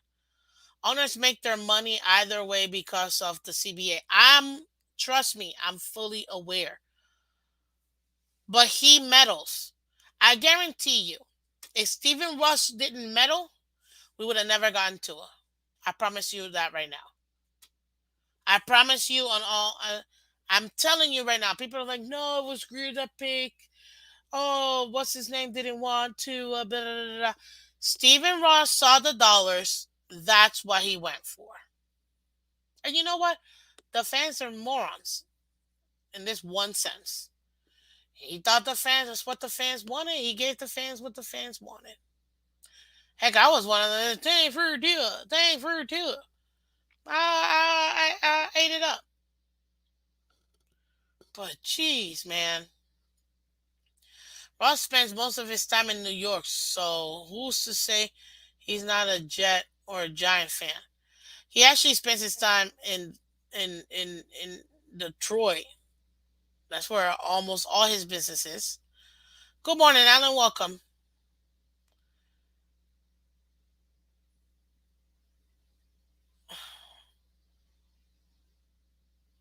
Yeah, some people aren't aware a Bills jersey is sold. The other 31 teams get an equal pay. He just cares about dollars. He doesn't. Like I don't know what to say at this point.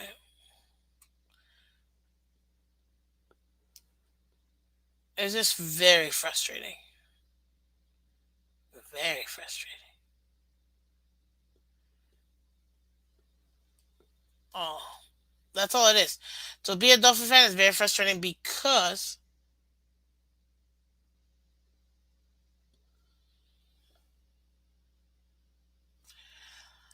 he meddles, man. He meddles. If he didn't meddle, we would be fine. The owner told McD to stop running the ball. Okay, got it. Still an owner that's not in the same state as the team. Not a good match. Absolutely not. We don't need him. There's no reason why he should be meddling in anything football related. He is not a football guy. He's not. He doesn't know what he's doing. I don't understand why we still have to deal with this man. I'm like, look, if you love football so much, buy the Detroit Lions and stay your butt over there. No one, literally nobody wants you here. Like, oh, God, so frustrating.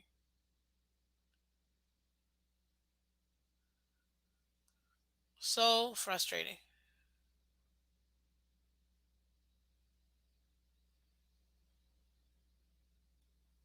And that's why I say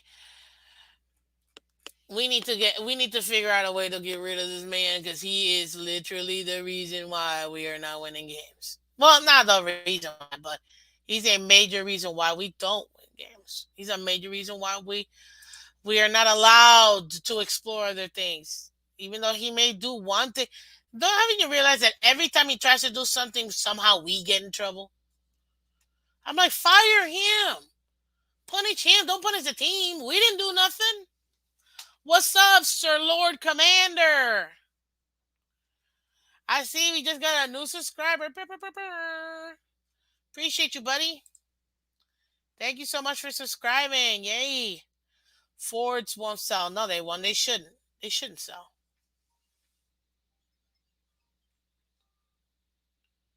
New Jersey. Oh Lord. Yeah. I just think it's a little bit much right now to be putting too much on this team when the owner it's not even the right guy that we need. He just needs to step away. Period. Step away. I wholeheartedly believe if he would have stepped away 3 years ago, this might be crazy. This might be crazy what I'm about to say, ladies and gentlemen, but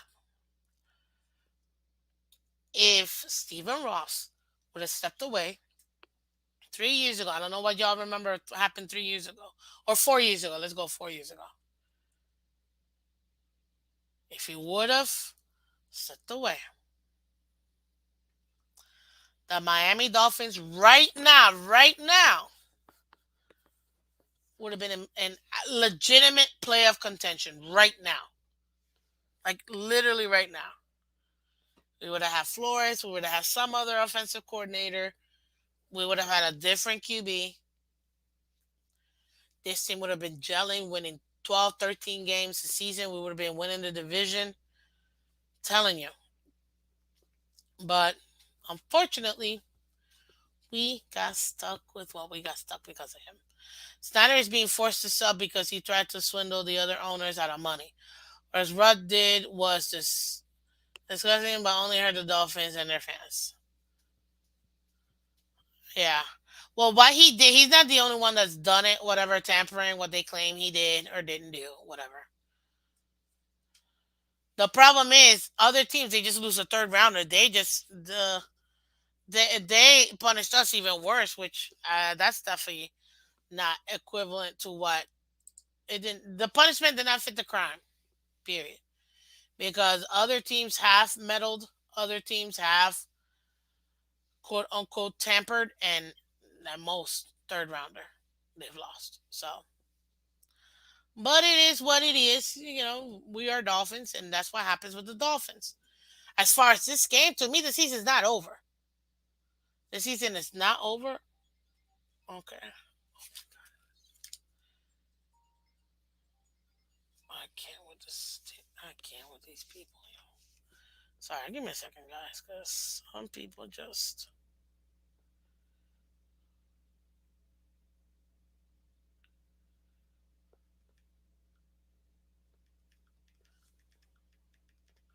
Uh,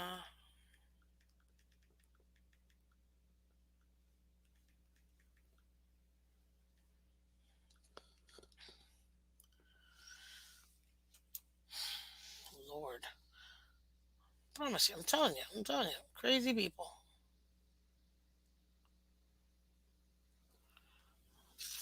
Anywho, yeah, like this team right now is problematic.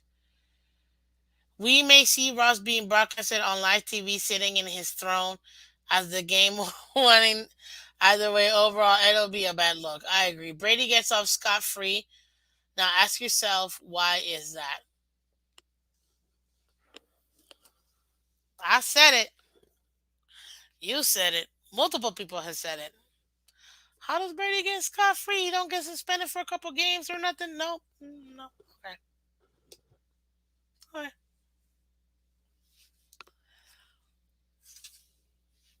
Yeah, it is what it is at this point. You know? What can we do? What can we do? You know what I mean?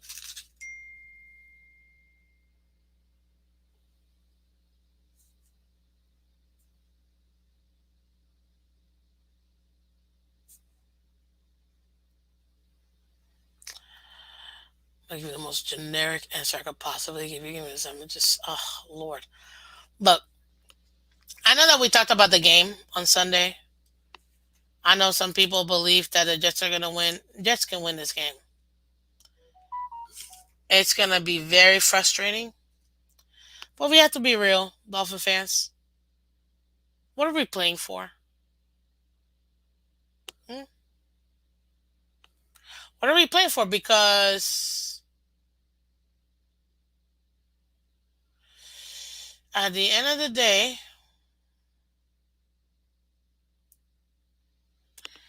we may we may actually make the playoffs. Who do we play? If we somehow sneak in, right? By some miracle, somehow sneak in. Who do you guys think we play in the playoffs?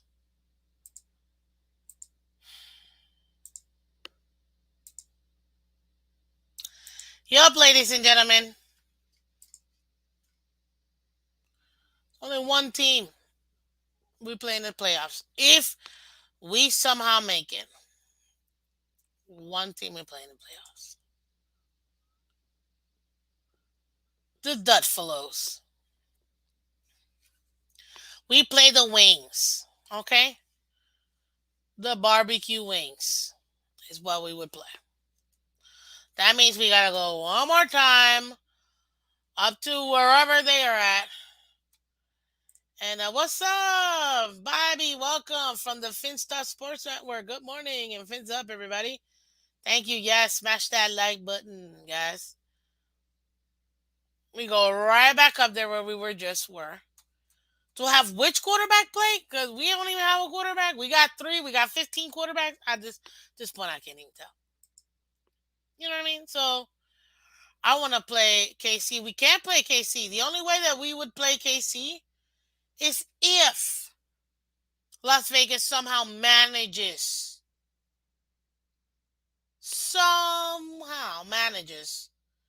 to beat Kansas City, and I highly doubt that. Because Kansas City wants a first round bye. Why would Kansas City give that up? Hmm?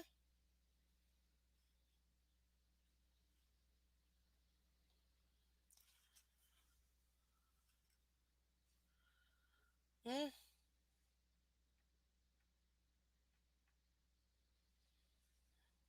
Like, any team is better than no team. Yeah, exactly. The team does not deserve, this team does not deserve the loyalty and love from any Dolphin. Can I get it? It hurts. What's up, Enrique? Is Armstead going to play Sunday? Okay, right now he's listed as questionable. From last one when I saw, if we're going to be 1,000% honest, it does not seem that Teron Armstead is going to be playing. And if this team doesn't make the playoffs, we may have seen the last time Teron might actually play as a Dolphin.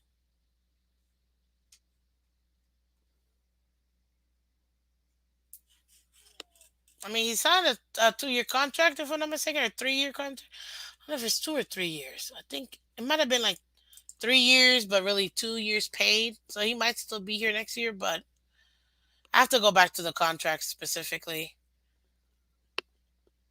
But yeah, I know Bradley Chubb and X came back to practice on Thursday. They were limited, but at least they came back. Sharon Armstead, he's got about 18 injuries. He apparently has no foot. That toe injury has cost him his whole foot. I'm kidding, guys. I'm just totally kidding. Okay. Um.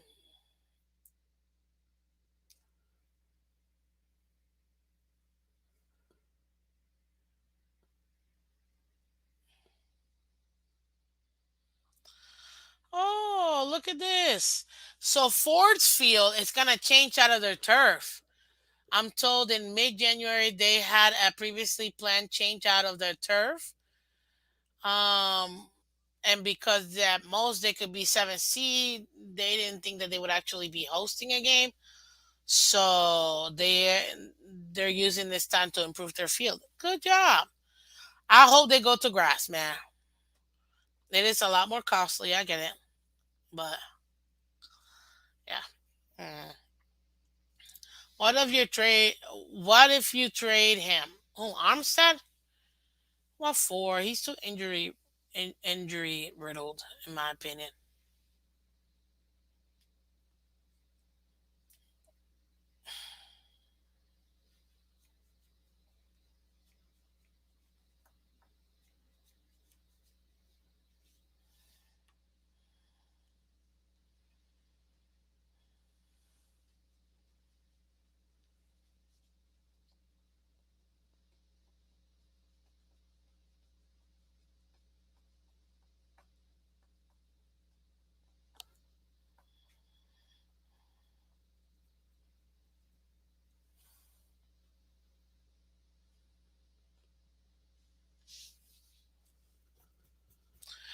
Yeah, this is crazy.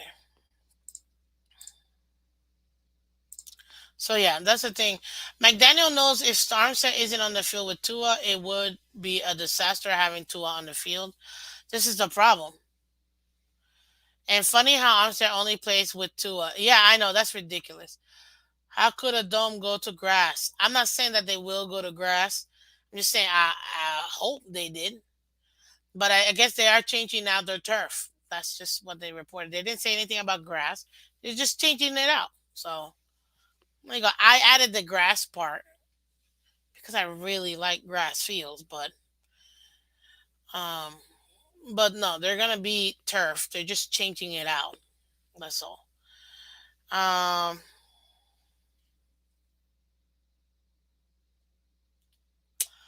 oh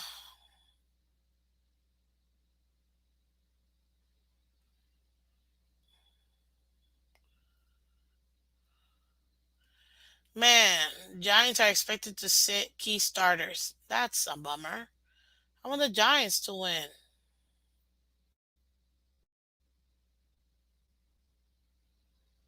Mm. Anywho, so yeah, Fort Field has a non-retractable dome, no sunlight.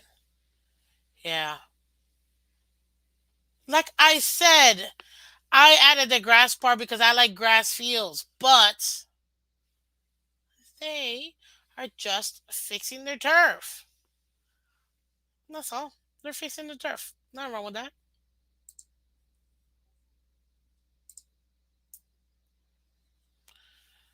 Yeah.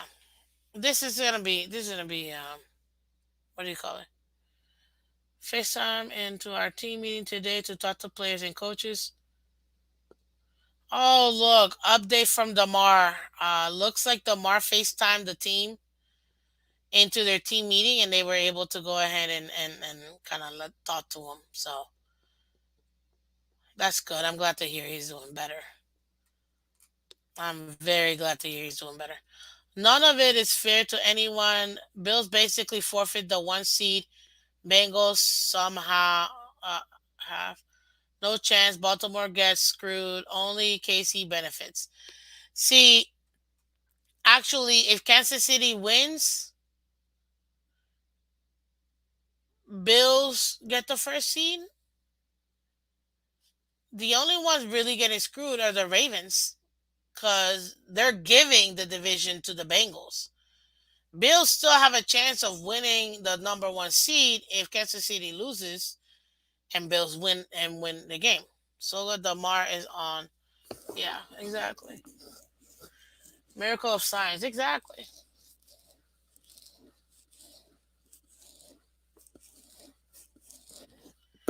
Oh wow.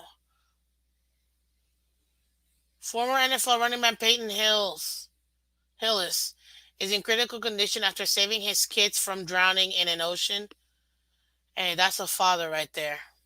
That's what you gotta do when you're a parent, you know? That's what you gotta do. Now Flacco starting? Oh geez, that means that Mike White and that means that what's his name? They're not able to play. That's crazy.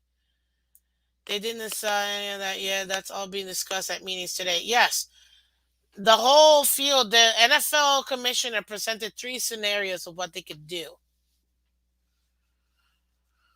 but them canceling the game automatically affects what we're talking about, Michael. It does. I think the only fair thing was to play the game maybe this Thursday after that past game and then put the playoffs back, but they didn't want to affect all teams just because two teams couldn't play. As a father, you don't think you act exactly. That's it's you guys' job. I will never know what it is to be a father. That's not my job. My job is to be a mom, and you guys are here to protect. And I think you guys need to get more praise for that.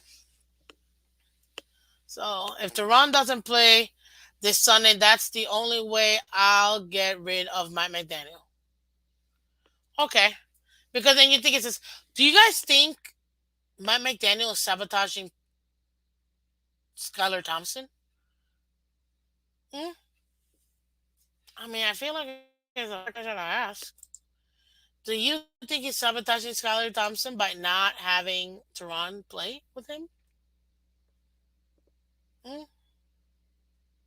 It's just a question, guys. It's just a question. I'm just saying. It's definitely weird. I agree. Thank you. It is super weird. How do you only have him for 2 of them and not for anybody else? Makes no sense. No sense. Risk injury a week before the playoffs. Now, Michael does make a good point if we don't have him. But my thing is, you don't have to have him.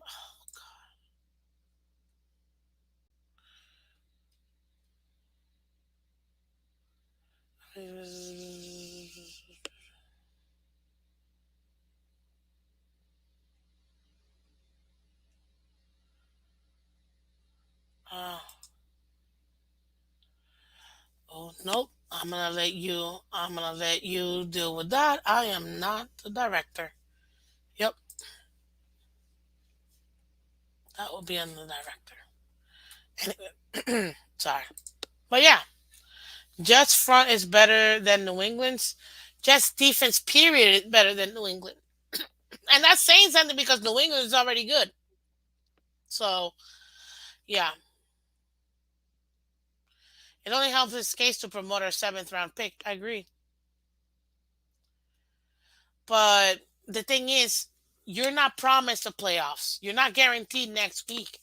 You only have this season comes down to one game. Jets Dolphins.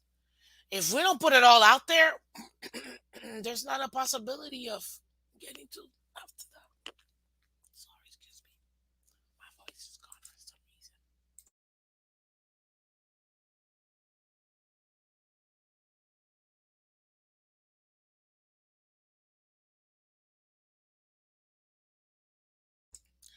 Wow, my voice was goner.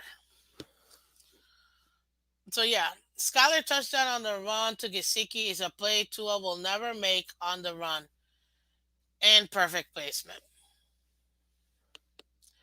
I wouldn't say never. He just hasn't shown it yet. That's all.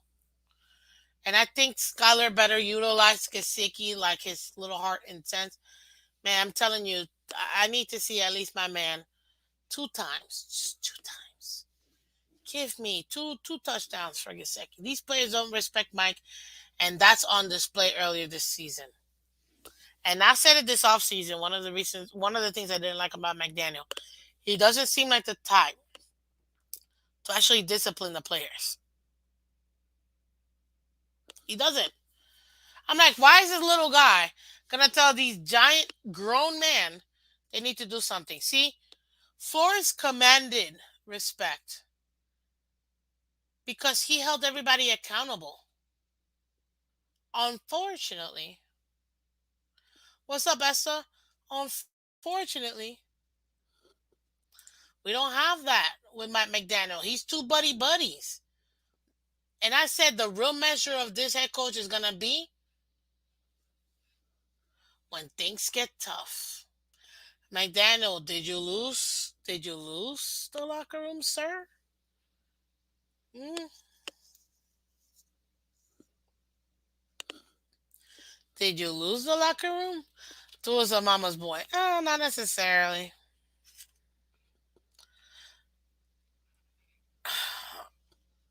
Stop it. That nah, Esther. That's gone a little too far in my opinion. I get the mama's boy, but that's a little much. Flores was a father figure. Mike is a babysitter. Exactly. I spoke to my guy. Looks like he's not able to come through now, and I can't stay here for another hour, guys. Steve, I had TD was gonna drop by, but unfortunately he's taking care of some stuff for the family. So, but he should be available in about an hour. I just have to. I gotta go to work, guys. Armstead should have played last week. He played hurt with Tua. Agreed. For yeah, exactly. Um,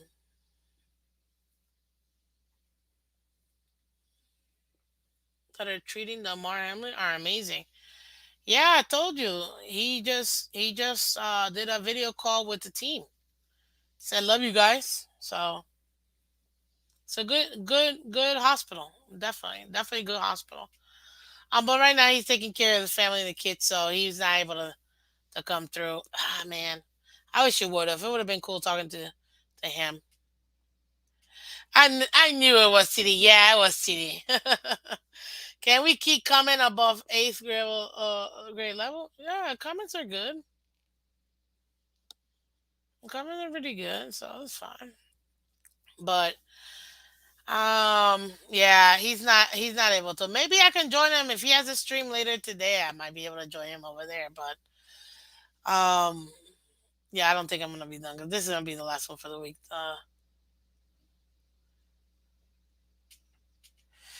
Yeah, if Mike was head coach when Float was, we would have had Brady and Burrow. Wow, Lance, I need to highlight this because I need everybody to see this, and this is factual in my opinion. This I agree 1,000%. If Mike McDaniel would have been the coach that was a head coach 4 years ago, right? Because we're in year 3 or 2 or before, fourth year it would have been the fourth year for Flores. If he was the coach back then, Mike McDaniel is a company man. Is what Lance is saying here. He is a company man. He will do what the company is looking to do. And allegedly, the company wanted to ensure they had a high value pick.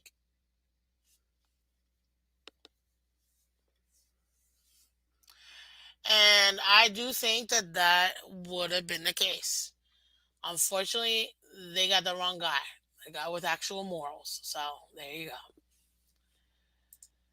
I said, yeah. I'm said only plays with Tua to make Tua look good. It's McDaniel narrative to make it seem he's improved Tua's game. I don't know about that, but it is a little suspect that he only plays with Tua. That's crazy.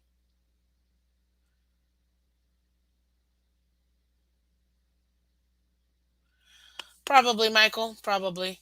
Well, yeah, because McDaniel would have been exponentially worse if having negative wins was possible. He'd have. Yeah, exactly. Watch the Bills win the Super Bowl. We're all gonna be upset saying we almost swept them. True. Well, the only reason why I think that the Bills would actually win, to be honest with you, is because of Damar. That's it. That's the only reason why. They're gonna get favorable calls from the referees. They're gonna, everybody's gonna be cheering for the Bills. Blah blah blah. And to be honest with you, that's the hallmark movie the NFL is gonna end up with. That's it. It had nothing to do with Damar himself. It's just what the scripts are gonna be written. You'll see. Oh, we are in all the. Yeah, I know. It happens. It happens. Look, the only reason why everybody wants to say how Aaron Rodgers is such a great quarterback, the only reason why he won the Super Bowl, it just so happens to be the year after they get rid of Brett Favre, who was their best quarterback of all time. But okay, they were riding on a high. He was finally able to do it, and they rode on that high. Nobody saw Aaron Rodgers before, so they didn't really know how to game plan for him. And like my father always says, the best year a QB has is that first year. After that, everybody got a game plan on you. Everybody has a game plan on you. Key and point. Rodgers won MVP 2 years in a row, and he should have never won it last year. He was given the MVP, but he should have never won it last year. Brady had way better numbers. He did way better in the playoffs. But okay, Rodgers got back to back MVPs. My point exactly. How many years he's been in the league and only made it to that one Super Bowl and actually won? Yeah, sure. So, please. Police. I'm not saying he's not a good quarterback. He is one of the best quarterbacks we've had in the last 20 years. That is true. That is true. Aaron Rodgers is one of the best quarterbacks we've had, the most consistent quarterback we've had. One of the top consistent quarterbacks. He's not all that. He's good enough not to be good enough. I mean, we want to say that about Tua, but let's be real. And I'm not comparing Aaron Rodgers to Tua, but he only made it to one Super Bowl.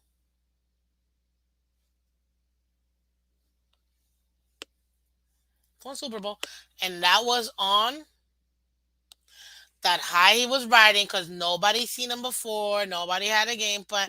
That's what it is. Opportunistic. Nothing wrong with that. Bills are going to be opportunistic with this one, too. I would be shocked if the Bills don't make the Super Bowl. That will shock me. Somehow, some way, things are gonna miraculously go their entire way, and they're gonna win every game. It is what it is. I'm not saying that had this not happened to Demar, they wouldn't don't have the skills to make it on their own. Absolutely, they do. It's the last year they have to make it, so good on you. But they got the extra motivation now, and so does the rest of the league to finish this whole Mark movie. That's all. And I don't think noting that is bad. I'd be shocked. They would have to. I'll put it to you this way: Bills will have to beat the Bills. They will have to beat themselves to not make the Super Bowl, in my opinion. Guys should have started from the beginning or sit a few years from a veteran like Rodgers or Brady. Instead, they put him in games with no preparation and an O line with no Armstead. I agreed, Enrique. But unfortunately, nobody wants to hear that. They all want to hear produce, produce, produce. Produce, produce, produce.